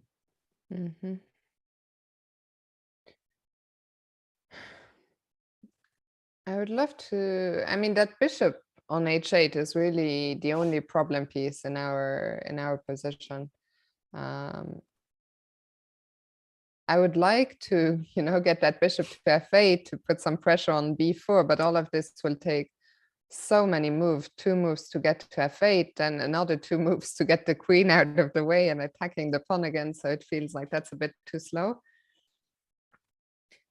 Indeed, yeah. Another thing I would like is to get my rook to, maybe I was going to say to g8, but actually the rook is already well placed on d8. So maybe can we improve the queen somehow? Yeah, that's a good question. It would be nice to, maybe have the queen on c6 from where it would put pressure on the pawn on e4, but that would, take 2 moves. And in the meantime, white could just go queen f5 to defend everything. Yeah. So I don't know. It feels like Aryan is just in time with the knight coming to f3. He's defending this, and then he's also hitting this pawn on h4. Mm. Black should still be better. I mean, he could, of course, just go bishop f6 to defend everything, but it's not that easy. And also note that Wang Hao is getting pretty low on the clock. After only 21 moves, he's down to 20 minutes, so he would have to make 90 more moves to receive that increment. And just said many times before, the increment is not a whole lot, so it's looking pretty tricky. Yeah, for sure. I mean, it's also a frustrating spot for him probably because he must have felt like not that he was winning, but that he was doing very well. And suddenly, you know, the position still looks good, but suddenly the knight comes to f3 and somehow there's no break, or at least not that we can see. So yeah, tough situation, but he will also need to make a move. Maybe we can go back to MVL and Topalov for a second. Yep, let's see what happened there. So Topalov did trade on f4 and went queen b2. Queen c1 was played and rook to b8. I think here we'll probably, I was just gonna say, we'll probably just see a draw, but the evil bar went up just a little bit. Maybe it could be tricky if white trades and goes for something like h4, although I mean there's always knight e4, so I think this one is probably just headed for a draw after, say, rook a5, rook c2, and everything just disappears, you know. I would say there's a very high likelihood actually that this exact variation might appear on the board, a handshake, and then off to Armageddon. Right, actually maybe what MVL could try is after the trade to give a check over here.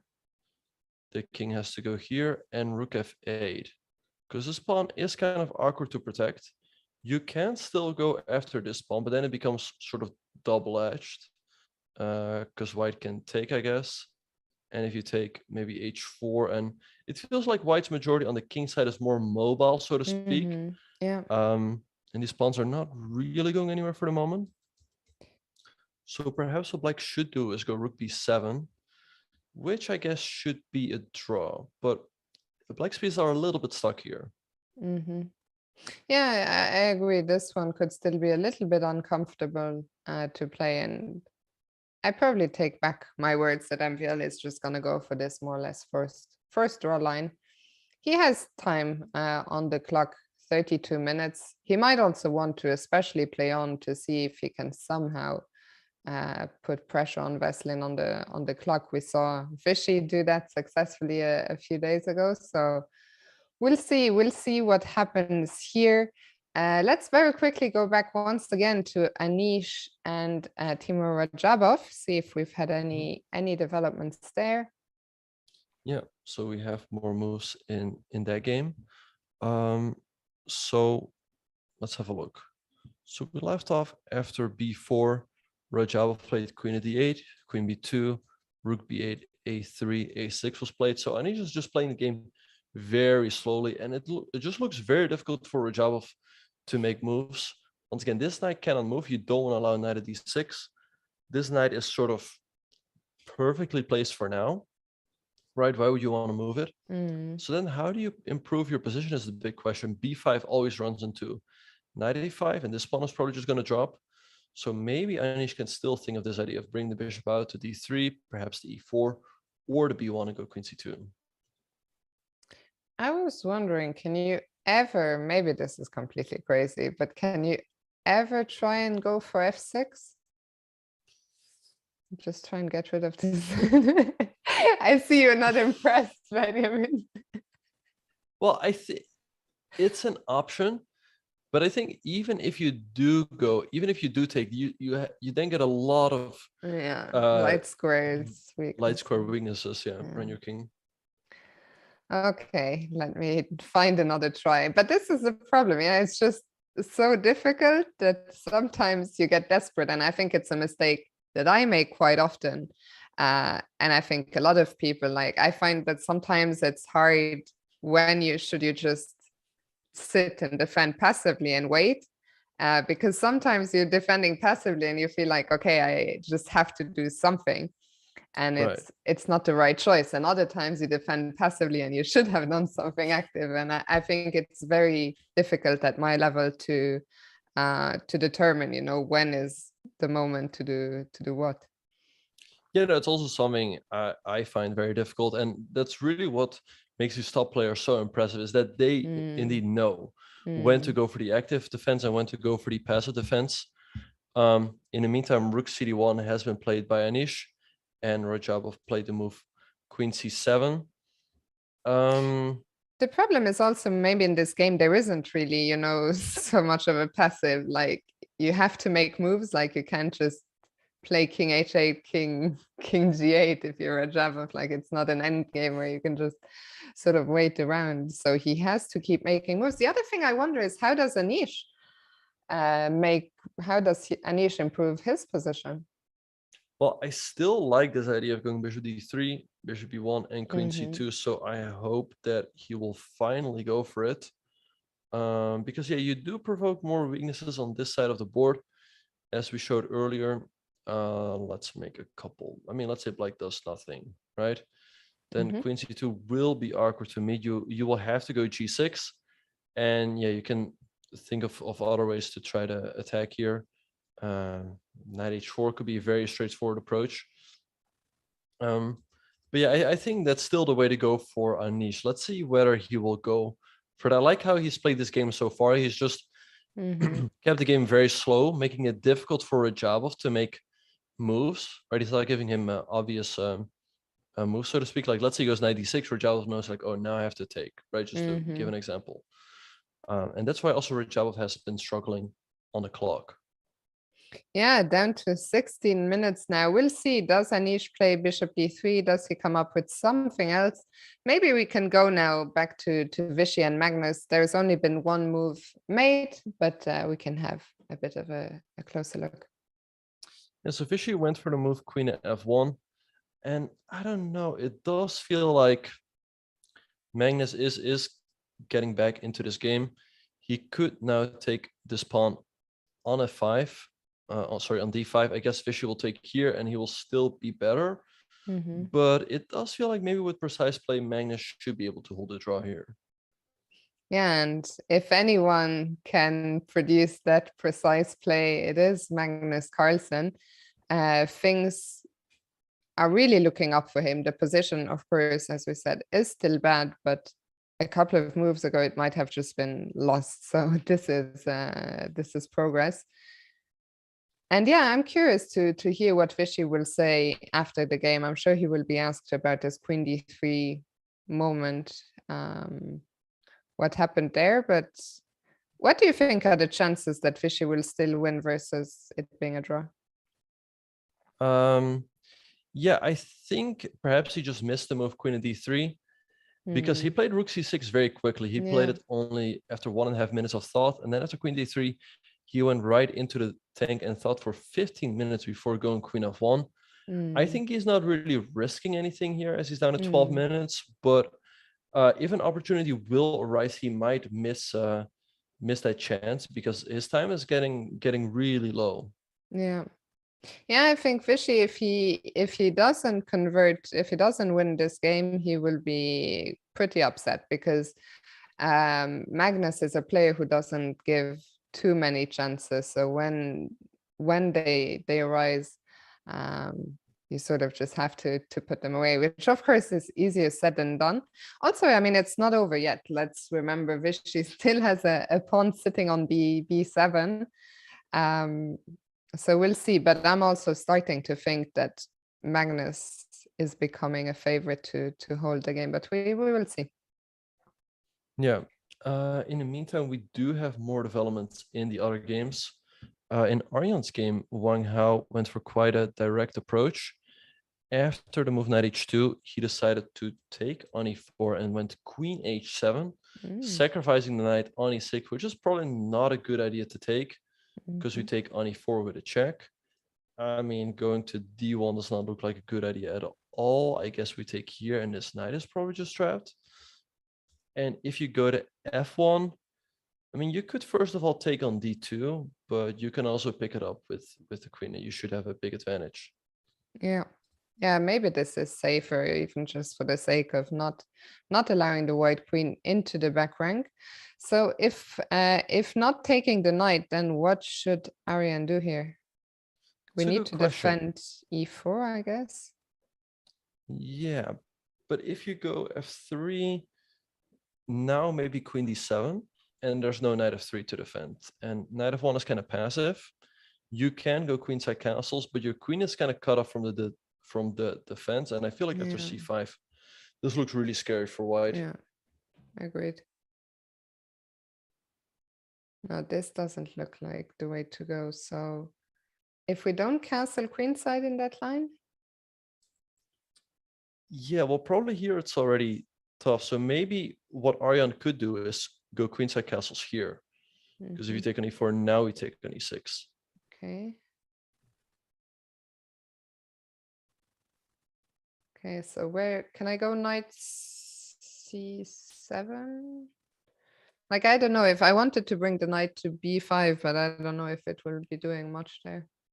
There might be a funny tactic. If you go knight c7, there might be bishop takes f4. Because if you take, I'm going to recapture. And if you take my bishop, there's checkmate. That's very cute.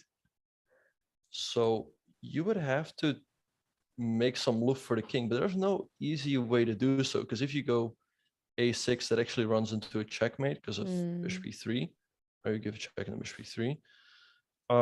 So there might be b6, but it also doesn't look great. So this would be a nasty tactic. And actually, Ariane has castled, and this game could flip around. Because Yeah. look at the time, Wang Hao only has 11 minutes. He has 17 more moves to make to get the 10-second increment. And I don't know, I feel like the position is evening up here.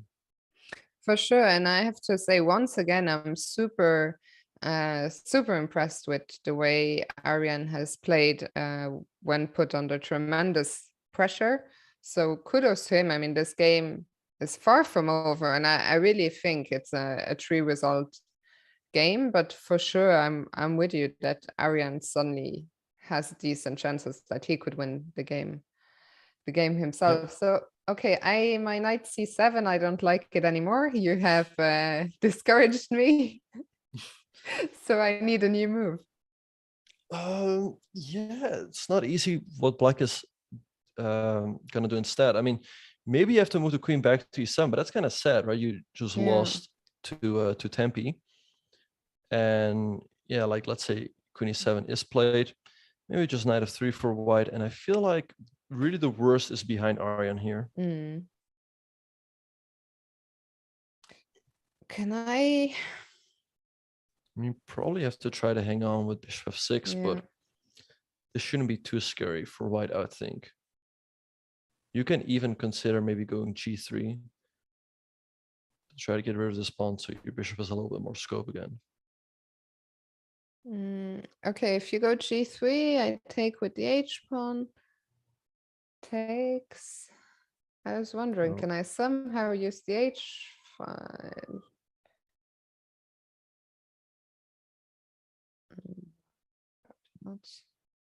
The thing is, because I thought maybe you don't want to take on f4, because maybe you don't want to open up that bishop from f6.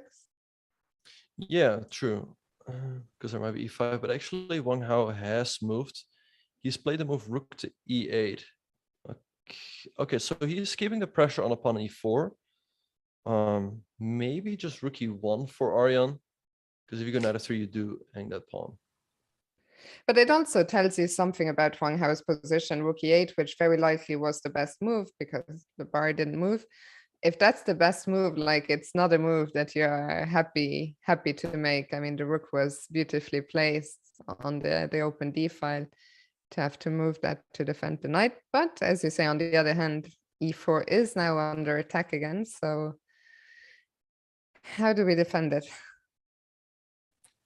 Yeah, I don't know. It's not an easy decision. Once again, I don't think f3 should be the move here for white, because you kind of shut out your own queen and the knight, by the way.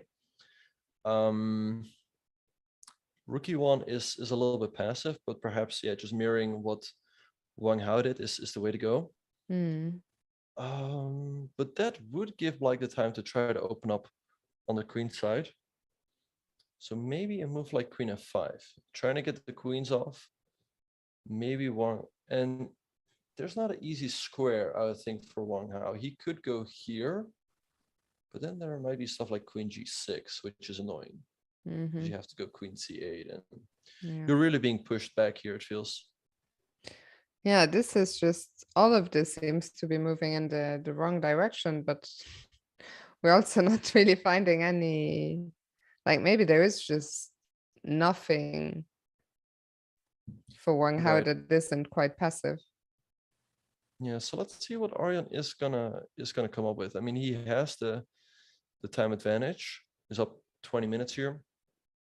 So perhaps he chat, feels that oh yeah, go ahead. sorry. There was just a question, why not queen e7 then instead of queen c7? Yeah, queen e7 is also an option. I just wanted to keep the queen closer to the queen side, but now I guess knight f3, this pawn probably is under attack. So yeah, it's gonna heat up regardless. And in the meantime, we also have more moves in the game between Anish and Rajabov. So Anish went queen d4. So bishop f5, he went knight h4, bishop h7, bishop d3, b5 he took, and knight a5, and yeah, it's looking really pleasant. Now the d6 square is no longer a problem, but the c6 pawn is. So I guess Rajabov has to move this knight back, because you're also stopping this knight from coming here. But maybe just rook c1 from Anish, and it looks really good for white.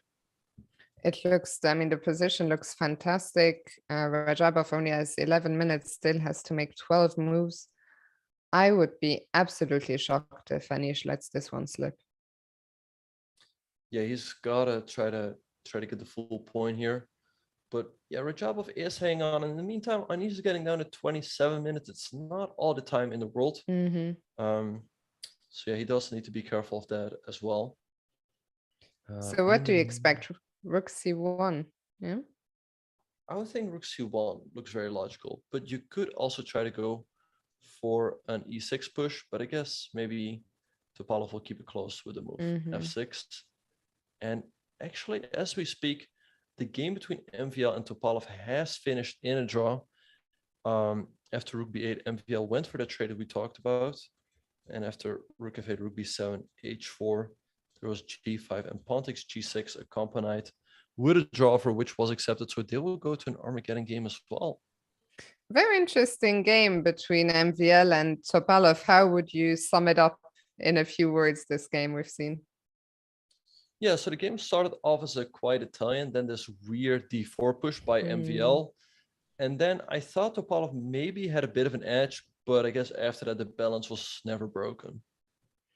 Yeah, so interesting phase in the early stages, but the players will come back to dug it out in Armageddon. We've had a couple of moves in the Vishy Magnus game, and well, let's go there, but it looks like most of Vishy's advantage is gone now. Yeah, let's have a look at what's happening. So yeah, so Magnus, after the move queen f1, he played bishop f8, and now Vishy took on c4. So let's, but this does give Vishy Magnus the opportunity, if he wants to trade in f1 and go rook d7, and that should really solve all of his problems, I would think. I doubt that he can play for more. I mean, the position is so simplified, but given the time situation, there might be a chance. Do you think that Magnus might even play for more? Yeah? I mean, given a time, I mean, it's probably a draw, but given a time situation, that might give him some chances. So what should white, what's the best way for white to counter here the fact that the b7 pawn is going to fall?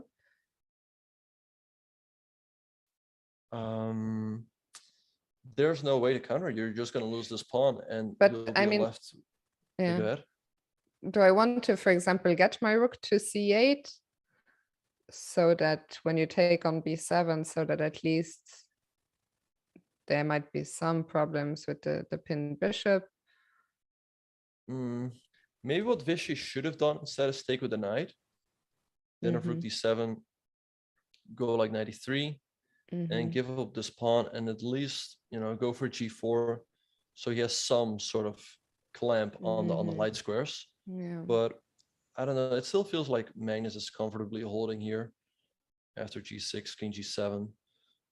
So yeah, I think Anand has really thrown away his advantage here.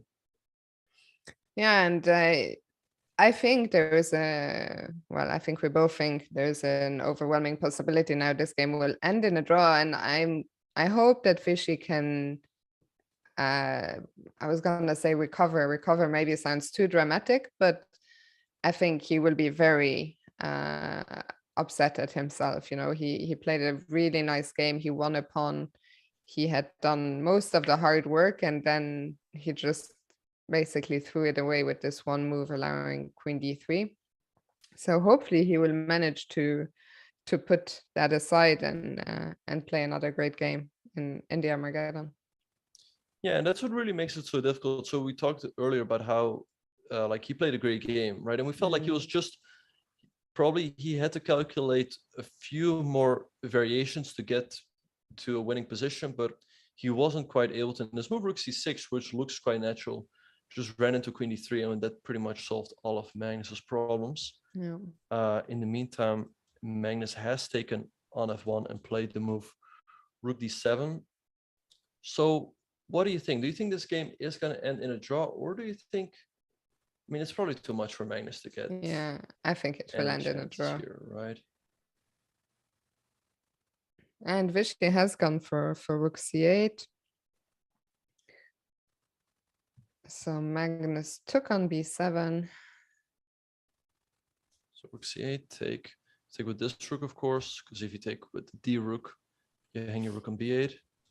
So I guess Vishy will just trade. And yeah, it's probably just going to be a draw, I think. So let me see one thing. If I take on b7, rook takes. And if I go knight e4, what are you gonna do? I think rook d7 to hit this pawn. Which actually looks difficult to protect. Yeah, I'll go d6. d6, so I could But maybe you have consider... f5, yeah? Right, f5. Yeah, no, now I need to be careful. Like, yeah, I'm really trying my best to lose this one already. Well, yeah, the thing is also, imagine they end up like in this position, even though it's a draw, maybe Magnus will try for a little bit, tire Vishy out in the classical, so then he increases his chances. I think that's in the Armageddon. Yeah, I think you raise a very good point, and I hadn't really thought of it in that way. But and I think Magnus is someone who's very aware, you know, of maximizing his chances, and I think there's absolutely nothing wrong with doing that. This is the format of the tournament. I think it's a bit the same as in the Speed Chess Championships. There's knockout matches if you let the clock run down, or I think it's just part of, you know, game strategy. And yeah, especially with Vishy having only 7 minutes, it will cost, you know, a lot of nervous energy to play with little time. So I'm with you. I think Magnus will try, and even if he thinks this is a draw and maybe under different circumstances would make a draw, I also think he will try and, you know, push Vishy as far as he can. Yeah, so all of this knight of 5 rook d7 is on the board. So Vishy could decide to put the pawn in g4, followed by knight e3, go for that setup. And I wonder actually, like, let's say he goes g4. If Magnus is, I mean, g6 does hang this pawn over here, which pretty much, I mean, Black's holding there, but he doesn't really have any winning chances. So maybe Magnus will just go f6, followed by king f7. But this pawn is gonna hang at some point, I think. So, but how exactly will you do that? So if, let's say, after f6, like if I just go back to e3 with the knight here, so it's... Yeah, so g4 has been played. So let's say, so you're talking about f6, what? right? Yeah. So And I then guess we go king up, king f7, and knight knight back. e3. And yeah, I mean, if anyone is better, it might still be white, right? With the king coming to e4. There's also the idea of going h4, h5, fixing all of these pawns on the dark squares and having this potential outpost for your knight. The pawn on d5 is well protected. It's also a passed pawn, you know? So yeah, I think Vishy should be able to hold this quite comfortably. Magnus could play g6, but as we said, we'll take here. And if the king g7, we'll go g5. You cannot take on d5 right away because of rook c7, and you're in quite a bit of trouble, even though the evil bar isn't that impressed. What's that about? Well, I thought like if this happens, like just lost. Lost, yeah, me too. Oh, but something else happened. And the result is in. Literally 30 seconds after our great prediction. Magnus is gonna keep this one going. Magnus played king h7. That's a very clean way to force a draw. Because you hit the knight, now g5 you just take. So you force white to take here, you take here, and then you cannot defend this pawn. So black's just gonna go here on the next move. And a draw was agreed. So they'll go to an Armageddon game as well. But in this case, I really have to favor Magnus, especially considering that he came from a lost position to save the draw. Yeah, and that was also your pre-match prediction, I believe, a draw in the classical game and Magnus. You know what? I'll go with Vishy just to pick something something else than you, and also because I kind of feel like he deserves the extra half point after that classical game. So that will start in around 20 minutes. Another game, I know that we had already seen, MVL against Topalov, will probably start quite soon. Let's go to Giri Rajabov and Tari against How quickly. Yeah, let's have a very quick look. So in the game of Tari, after the move rook to e8, Arjan played the move rook to e1, but now Wang Hao struck with the move c5. Knight f3 by Arjan. But I don't know, it looks kind of scary, right? Like white has all his pieces over here, and his king can start feeling pretty airy over here. So maybe if Wang Hao manages to successfully swing the queen over to the queen side, this could become quite problematic for Arjan.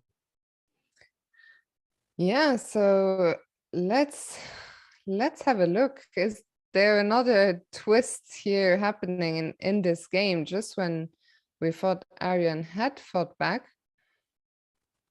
Right, but keep in mind that Wang Hao is getting down to 8 minutes on the clock.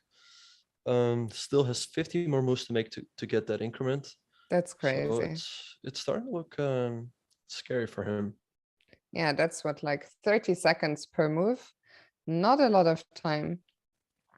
Yeah. So you were saying, sorry, Benjamin, what do you think Wang Hao's next move should be? Queen d7. Yeah. And there he goes. Yeah, I like this move by Wang Hao. Maybe king b2 by Arjan, but there could also be some ideas like queen d3. I think he's delaying this capture because it would give the bishop this c3 square, and now it's sort of stuck here. So I don't know what Arjan should do here. It's looking pretty tough, I would say. Yeah, I mean, how did this happen exactly? Well, I think this move rook e1 really sort of started all his new problems, so to speak. Yeah, now, so how do you king b2 just to sort of control these squares on the queen side? Right, so king b2 on the board, but yeah, maybe now this move queen d3 that we talked about from Wang Hao. Once again, the point being that if we would trade right away, white has bishop c3. And yeah, it looks difficult for white to make a move here.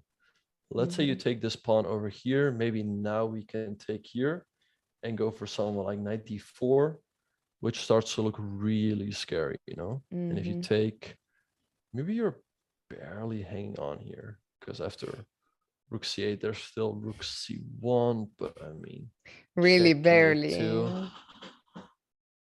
How is this not Surely this must be over. What if I There's- also, am I in a there's- rush? Can I just play bishop g7 and bishop f8? Or do you Well, have any that's counter? that's a Fancy. nice idea, but there might be also another nice idea with queen c3 check. The king probably has to go here, then Mhm. queen c4, and if you move your king, then you take on e4, and you just have to move this queen Mm. out of the way, e4, and it's basically checkmate. Oh, that's very nice. That's much more effective as well. So Aryan under a lot of pressure here, but let's see how Wang Hao will continue. I think queen e3 looks good, but he has to play fast because time is ticking. He really does. I mean, 6 minutes is very little. If he gets the winning position, he will be fine. But of course, he has to make it to move 40 before his increment kicks in. So 14 moves to go under 6 minutes. Gotta move. You gotta indeed, but even then, you know, with only 10 seconds, it's not easy, easy at all. Yeah, but okay, I think the chances are if he makes it to move 40, it will be with the winning position, in which case I think he will be fine. But yeah, I mean, 5.5 minutes, he literally just gotta go. Okay, quick Yeah. look at Anish against Rajabov. Yeah. But in the meantime, Wang Hao played one move, but which is the move a6. Oh, Which looks a little bit slow, but let's go over to that game between Anish and Rajabov. So a lot has happened here. So we left off after knight ce7, rook c1 was played, rook b to d8, queen e4 check, king h8, knight f3, and queen d7. So Rajabov still hanging on, but it's looking tough. Like, I guess his idea is that if knight d4, there's knight takes b4, defending this and hitting this. If it works out tactically, I mean, maybe there's some stuff like rook d1. I don't know. yeah, But the it's bar seems to say there's something, but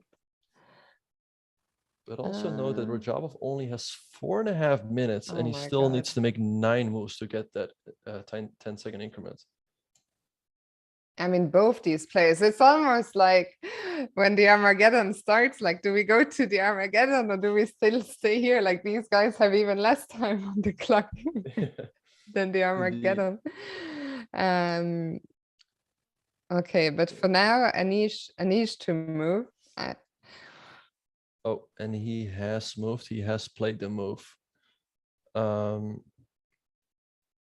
Rook to c2, which makes a lot of sense. He's just doubling up the rooks. I like this approach. And once again, he's just making it difficult for Rajabov to make easy moves. He has this huge time advantage, 19 minutes against 4.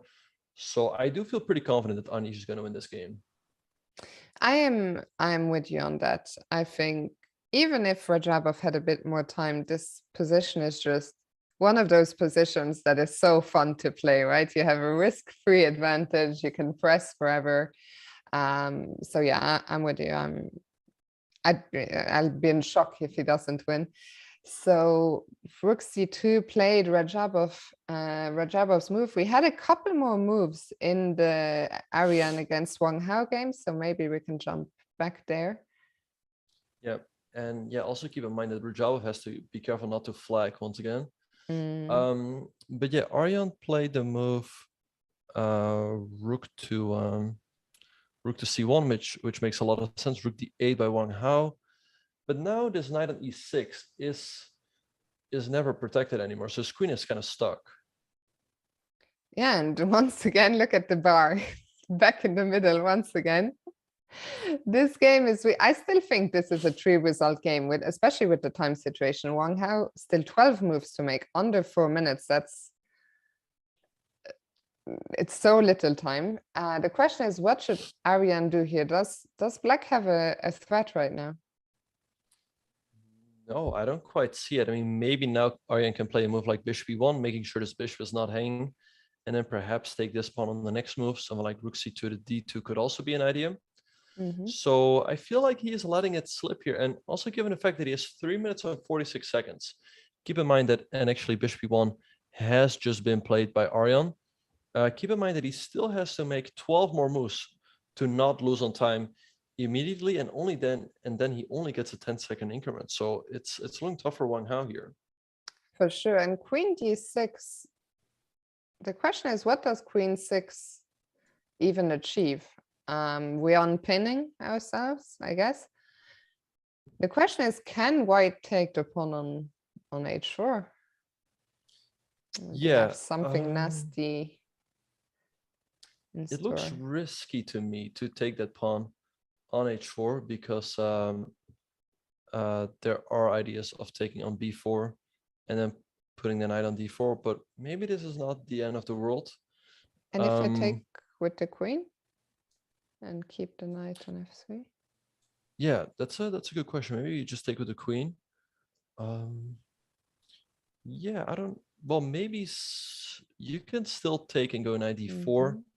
My idea being that if you take, I want to take with the pawn and open up this diagonal, but maybe it's not the end of the world. Yeah, I mean, I agree with you that h4 is a pawn that it's not easy to take. I mean, you feel a little bit like I'm being greedy here.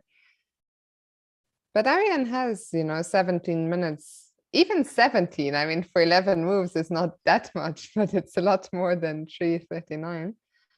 Indeed, he has to be careful of that. But as we speak, I think the Armageddon game between MVL and Topalov has just taken off. Let's go back there.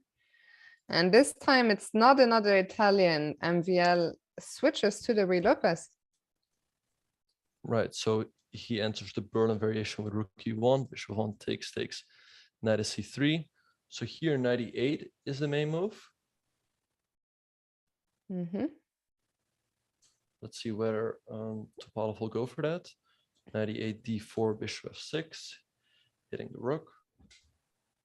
Rook goes back to e1 and d5.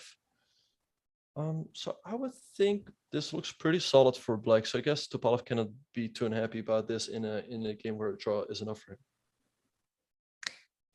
Both these players are big Berlin experts. Do you play it on either side? And if so, what's your experience with this position? I don't have any experience with this position, but yeah, I played Berlin with black. Of course, it's pretty much the most solid position, the most solid opening there is. And yeah, my experience is generally that even if white gets a slight advantage, is that it's very difficult to prove it. So I feel like black's always doing pretty fine in these positions. Yeah, of course, very solid position, as you say, but 3 minutes down on the clock. That's always the problem here. And we'll see how many problems can Maxime cause here. So what are some of the plans for white? Yes, I think he just wants to bring the bishop out of d3. Then maybe move the knight around at some point. But yeah, I think that's basically what Maxime is aiming for. For Topalov, there's still this bit of pressure on the knight on d6 and the bishop on e7. So perhaps what he could do at some point is go like g6. And I guess rook e8 is also a move you want to make, but it does feel a little uncomfortable. Okay, so it goes g6. Okay, g6 makes a lot of sense. See the move h4 by MVL. I quite like this move, especially given the fact that he has to win this game. And with the pawn coming to h5, it's always a bit uncomfortable for black, I think. And I guess we can't really stop the pawn, yeah, no. Playing h5 ourselves wasn't really an option. So we had an exchange on. Okay, everything's coming off the board, but... Oh, but doesn't MVL have a tactic here? If you take the pawn, there's bishop takes g6. And if you recapture, you hang your bishop and you win a pawn, and then you should have a great position. Yeah, I mean, this, I think, an extra pawn, 2.5 extra minutes. That's all he needs. Yeah, this is going to be really tough for Topalov. So let's see how he's going to try to fight on. But yeah, with 2.5 minutes down a pawn, I think MVL's in great shape to win this game. He started off the Blitz tournament very, very rough. But then I heard him say in an interview, how he turned it around. He just thought to himself, I'm the F-word Blitz chess champion. and I cannot play like this. And then he started winning every game. So we see him bring the same magic here. That's hilarious. I hadn't seen that. But I like it. That's the spirit MVL. And yeah, he has just picked up a pawn. We see Wesley not making move. Maybe is a little bit in shock to lose a pawn in that way. Yeah. Yeah, he's getting down to 4.5 minutes. Oh, and he played king g7, bishop d3, and rook h8. f3 by MVL, rook h4. I guess just knight e2, king f2, c3. It looks really pleasant here for white, and you're just up a pawn. You should win this game. Yeah, for sure. Meanwhile, I'm keeping an eye on the other two games, which are Anish is on the verge, I think, should be on the verge of winning, and this Ariantari against Wang Hao. Wang Hao down to 2.5 minutes for 7 more moves. But things are getting maybe we can very quickly hop to Ariantari and Wang Hao and then come back here, because a lot of things have been happening there. Yeah, we'll come back to that for sure. Yeah, in the meantime, g4 has been played by MVL. Oh wait, sorry. So did you want to? Yeah, I wanted to very quickly update just Ariantari against Wang Hao. Right. Let's have a very quick look. Oh, so pretty much sort of what we predicted has happened, where Wang Hao took with the pawn and now he's ready to go d3 and open up the diagonal. Note that he's also hitting this pawn over here. So maybe queen f3 by Arian. He could also go queen d3 if he wants to keep the diagonal close, and that's what he goes for. But this does give, and they're just following my arrows. Queen takes g2. Do you think this is? Do you agree with the bar that this is just a draw? And if you think anyone is better, who and why? I mean, I'm gonna say Aryan is better because of the clock, but it's not an easy position to play. You can go bishop d2 because you hang this. But yeah, maybe let's go back to the Armageddon game between MVL and Topalov. So knight f4, bishop d7. Still not over, but of course it's looking really good for white. What do we do? Do we just? But I guess just a5. What is maybe you can explain to me and to our viewers, if we're white here, we have an extra pawn. How do we want to go on about converting that extra pawn? What are sort of the steps to do things in the right order? Yeah, it's a good question. We have that extra pawn, but it's not that easy to convert it because we are not creating a pass pawn anytime soon on the king side, I would think. So maybe opening up a second front at some point on the queen side with moves like c4 could be an option. We see rook e1 here. He wants to infiltrate with rook e7. So I guess Topalov has to go rook e8, but he went king f8, which looks kind of passive. I was wondering, was knight h5 a threat? Knight h5 check and bring the knight to f6? There was definitely an option as well. Yeah. But we see MVL here going with c5. Yeah. Maybe takes a knight b7, hitting the pawn, but I don't know. Like with MVL, he's just playing so fast and so confidently that I'm just sure that he's gonna win this game. I know. Yeah, still 6 minutes on the clock, still his pawn up. It's really hard to see what could possibly go wrong. Also, Black's position is horrible because that king on f8 is kind of stuck, cannot come to the center. The rook on g8 is kind of stuck. So you have to take one more tempo to go king g7, but even there, the king is not safe. So it's just, not only are you down a pawn, but the pieces are just not good. Like all of the white pieces are better than their black counterparts. Indeed. So maybe Topalov can go f6, hitting the rook. Rook probably has to slide over to h5. And yeah, but overall it's just it's one tough here for Topalov. So let's see what he's gonna try here to try to hang on. Goes f6, goes rook h5 now for MVL. Yeah, it's on the board.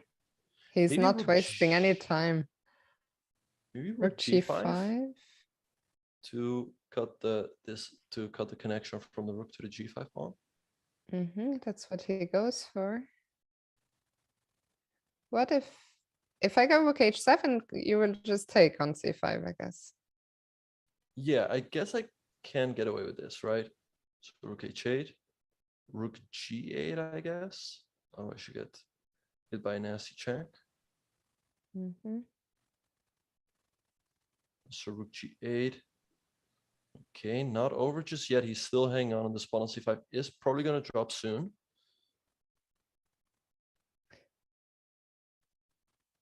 So maybe pushing the pawn all the way up to c5 was a little too, I don't know. But he did it so fast as well. Okay, can I take on g8, give a check on c4, and bring the knight back to d3? Yeah, that's definitely an option to keep the extra pawn. Yeah. But he goes for rook h6, getting the pawn on f6. So I guess black has to go to e7. It's really the only way to hang on. I mean, if you go to f7, bishop c4, ends the game. King g7, rook h7 is game over. And if you take on c5, I feel like white's majority should be much better than black's majority. So, king e7, I think. Time is becoming a serious issue as well, with only a minute and a half of Veselin Topalov. By the way, Benjamin, Anish Giri has won his game against Timur Rajabov on move 40. Timur resigned, he had no time, but also the position was completely busted. We'll see that after this Armageddon game. And holy smokes, Wang Hao has just blundered, and Arian Tari is completely winning now. Okay, let's have a very quick look. What the hell? Wait, where did Wang Hao's bishop go? It vanished. Wait, what? Let's have a very quick look. Rook That's a C2, blunder. Take note, chat. Well, that's sort of what wait, what? F3, that's sort of what we said, right? Like Aryan is better because of the time. Bishop b5, b5, takes, queen g7, rook c5, good move, d3, check, and what? Did he just forget that Aryan can take the bishop and he doesn't have to move his king? That's crazy. Rook c8, it's not over just yet, but it should be. I mean, king b3 just looks game over, no? Although maybe queen g1. What if I go bishop c3? Yeah, that looks like a good move. Yeah, I have no idea what happened here. I mean, it's so rare to see this kind of, he literally just blundered a piece with d3, and I think now he's playing on partly for some last checks, but also out of inertia. I think we see this so often. When you blunder, you're just kind of in too much shock to just resign on the spot. But this is going to be a big win for Arian Tari. Is the Armageddon game over? No, it's not over yet. So let's go back. Yeah, 93 by Topalov. He's trying to go 94 and pick up the rook. So maybe just rook h6 by MVL. Let's see what he's going to do. He should be winning here with these two connected passes, especially this G pawn is really going to run up the board very, very soon. So moves are coming in fast. Only 1 minute on the clock for Veselin Topalov. The 1 second increment has already kicked in, but as we mentioned, it won't help too much. So how can he somehow mobilize his own C pawn, or what should Veselin do? I don't know. I feel like the C pawn is just gonna run way too slowly. I just don't see what he gets a check. I guess just king g3. Maybe he should go back, threaten this 94 trick again, because the rook doesn't have a good square, but there should be a way. Maybe just bishop h7, which has been played, because it's also making way for the g pawn. I like this move a lot, and I mean, it's just so hard to see how to even stop that g pawn. So I guess we start running. Yeah, g5. Yeah, and there it goes, a5. Now do not go g6 because you hang your rook after 94. So he goes bishop e1, nice move defending this, and once again making way for the g pawn to push down the board. I think we might see a resignation here very soon. King e7, knight g6 check. Just 95.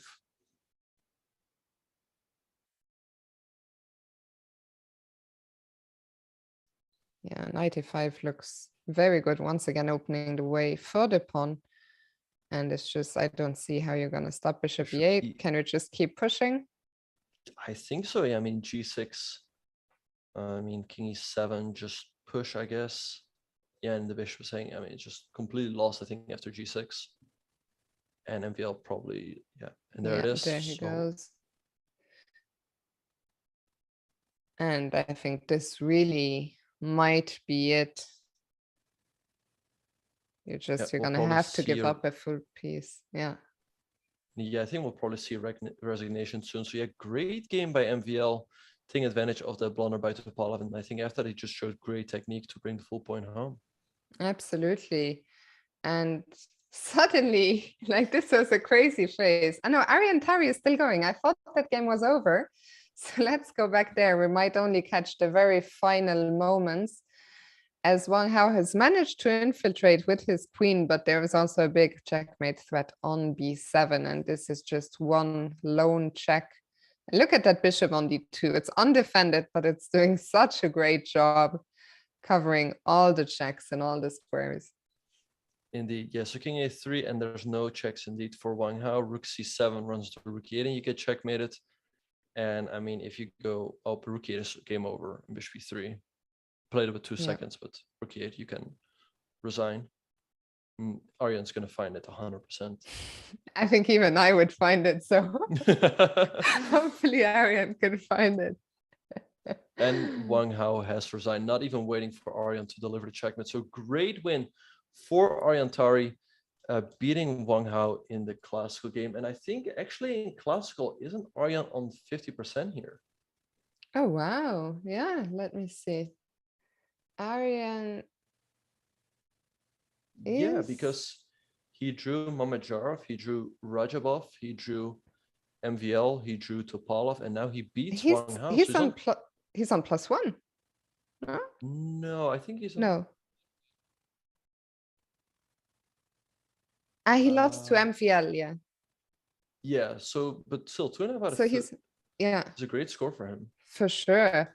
And especially considering that he got called in, pretty last minute to replace Richard Rapport.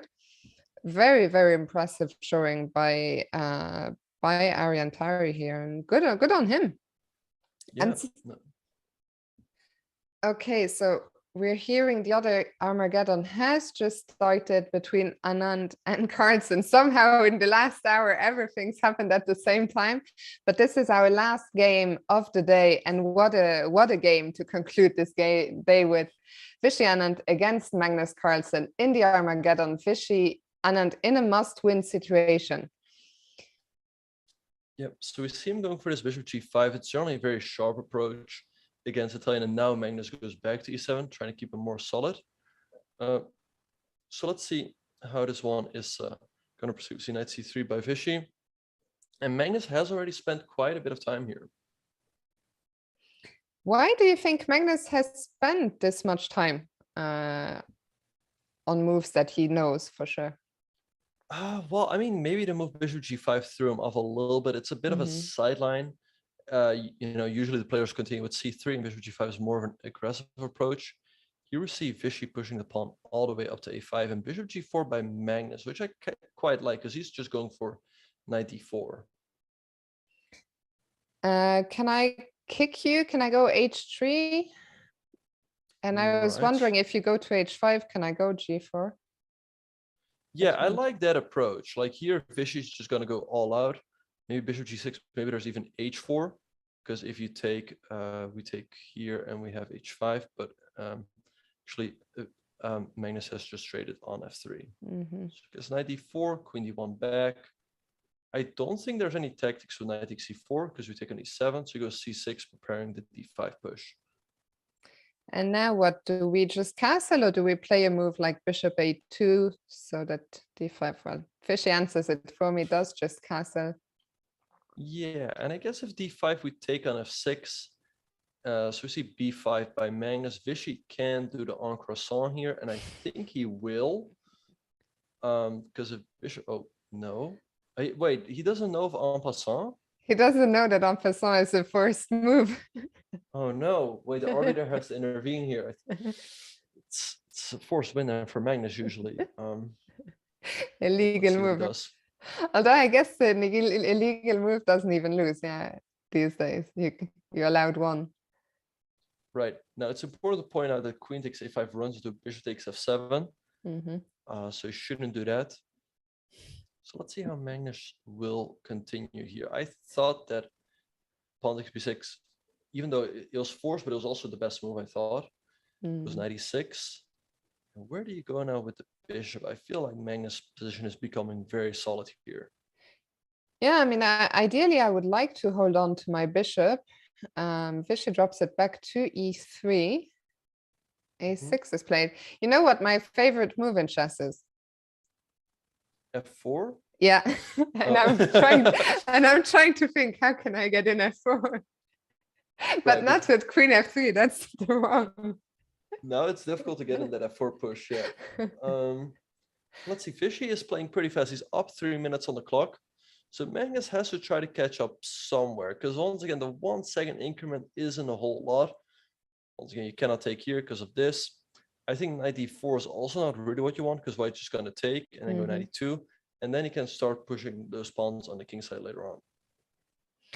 Yeah, so I mean, what do you do as Magnus? Yeah, I still like Vishy's. We see the bar as always just says it's equal, but 3.5 extra minutes on the clock, that's a lot. I mean, so far I'm very happy with what I'm seeing from Vishy. I thought it might be difficult for him to come back from, you know, clearly having missed a big chance in the classical game, but he's been playing fast, he's been playing well. Of course, it's still early stages. But now we'll get some action in the center. Here comes d5.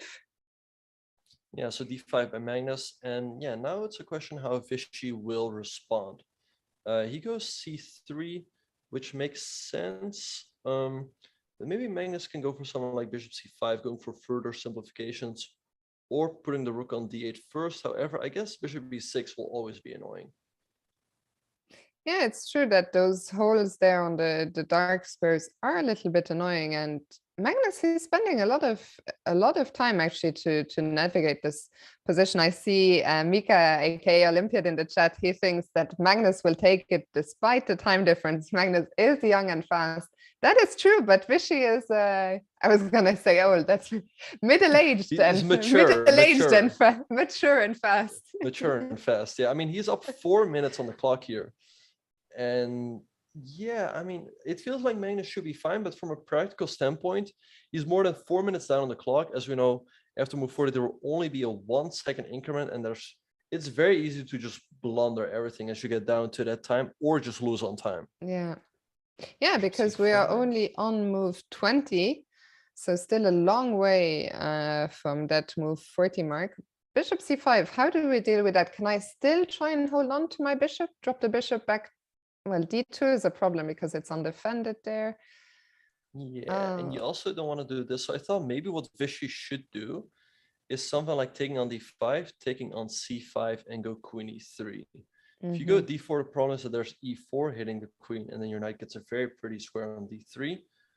But I think, yeah, he probably has to take and go queen e3. He goes d4, but now e4 for Magnus. Well, actually, maybe you don't want to go to d3 because the knight, I don't know, maybe you do. Because how do you, I was thinking maybe you trap that knight, but the knight's always jumping, it seems. Knights tend to do that, right? They have this very annoying quality. So queen e3, knight d3. Then I need to defend b2, no? Maybe b3 or queen d2. And I want to go bishop b1 in the next move and just win a pawn. I like that approach, Benjamin. Right. So maybe Magnus has to go back to e6. It's a big moment. Like knight d3 is committal. Yeah. But he goes it. For it. Wow. Okay, so you're saying b3 or queen d2, but the evil bar the same idea heavily here. Yeah. I don't know. Maybe is there some knight? No. Yeah, b4. Let's see what Magnus is going to do. He's getting down to 3 minutes against 6:40 by Vishy for Vishy. Looking very, very dangerous for Magnus here, I would say. Magnus 'cause seems a little bit nervy today. Somehow in the classical game, I think this was quite untypical of him in just how much trouble he got. And this again, I mean, the position is fine, but it's weird that we see him spend so much time. Rook Yeah, so E8. rook E8 on the board. So, oh, F3 and knight to F2. Oh. What? That's such a weird move. But if you take with either piece, there's a fork with E3, and now Magnus could just be going after Vishy's king. Vishy takes an E4, but this could get really scary for Vishy. But Magnus only 2.5 minutes. Crazy. Knight F2 is such a shot out of the Nowhere, dark. blue, Yeah. or out of the Yeah, I have actually wanted to say out of the blue and and leaving us in the dark. Yeah, knight exactly. E4. Maybe just queen d3 here. I mean, it looks like black should be comfortable, but it's still a game, and Magnus only 2 minutes on the clock. I think as long as Vishy doesn't blunder anything, He still has a good chance. Yeah. he still has a very good chance. But those knights are so annoying. Yeah. So queen d3. Let's see what Magnus should do here. Maybe maneuver this knight around a c4 tonight. The other Vishy could consider sacking. Yeah. Take over here. I don't know if it works. Also, don't you think Vishy would be happy to take the knight on c4 if it appears there? Yeah, but I guess Magnus would take with the Yeah. pawn, and then this is backwards. Yeah. So I hadn't considered b takes. That's interesting. I guess there must be some delay here, right? Because there's no way Magnus is getting all the way down to 1:30 on the clock. I just think this is not enough time. Like, I just don't see against a player of Vishy's strength, experience, speed. Like, I don't see how you can survive here on a 1 second increment, especially we're only on move 31. You still have to make 9 moves. Oh, and a lot has happened here in the meantime. Let's catch up real quick. After queen d3, queen d6 was played, rook f3, g6, rook a1, knight h5, g4, knight hf6, knight f4. So Magnus has really accelerated over the last couple of moves. g4 does weaken white's position quite a bit, but still only one knight g5. I don't know. I guess rook e3, rook f2, but that's not really what you want as Vishy. You cannot make a draw here.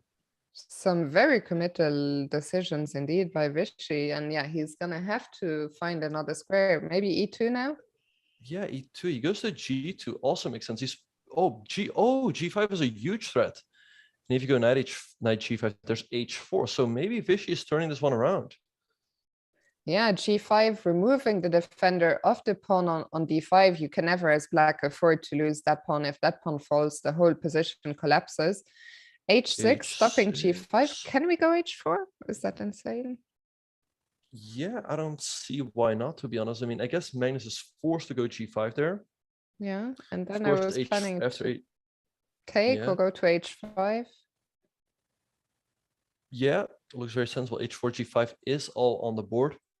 Vishy now probably has to take. And I guess knight h5 is the way to go. Maybe we can even go knight h5 immediately now. He takes first. Also knight h3 and followed by rook f5 is also very much an option. King g7 by Magnus. Rook f5. If a rook would land on e1, that would be really awkward, but I don't see how Magnus can do it. And here we see rook f5. Oh wait, the bar dropped. And the bar. But is there a tactic for Magnus? Rook h8. Can you take? What a mess. Okay, why not? Okay, Vishy goes for it. There seems to be a problem. I don't know what though. Under a minute for Magnus. Wait, what is the problem here for Mag? I mean, take, king h6.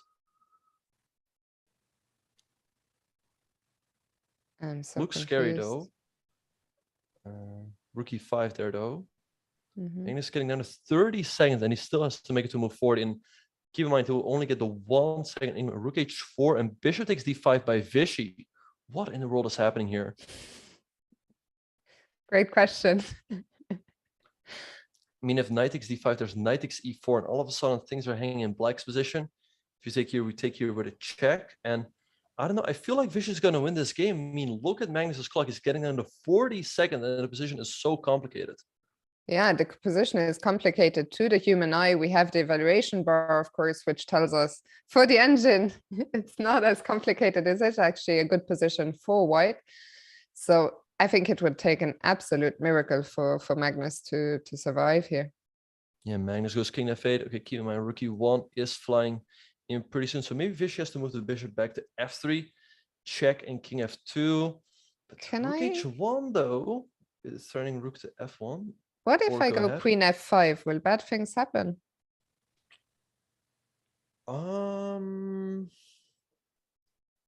Check on. Well, there's knight takes d5. Yeah, I'll take. Oh, I you, get the- my bad. I just, yeah, you I thought that you were, I forgot that you're protecting it twice. Yeah. So let's have a look. So queen f5, check, king up. Mm. What about rook h1? That's really what I would say is the big Wow. problem. And if I give a check on c8, king e7, or what? Mm, That's really messy. Because I thought if Maybe you go what you- 98, I wanted to just swap queens with queen c5. Maybe what Vishy should do is go bishop f3, Mhm. and if, although there's also queen f4, which looks really scary. That's There's a one rook of the here. main reasons why I wanted to go queen f5, just to stop the black queen from coming into f4. But then, yeah, check, king f2, and rook h1. And okay, then I give a check on c8, and what's going on there? He goes 98, for he your went move. bishop f3, but there's, I guess, rook e5.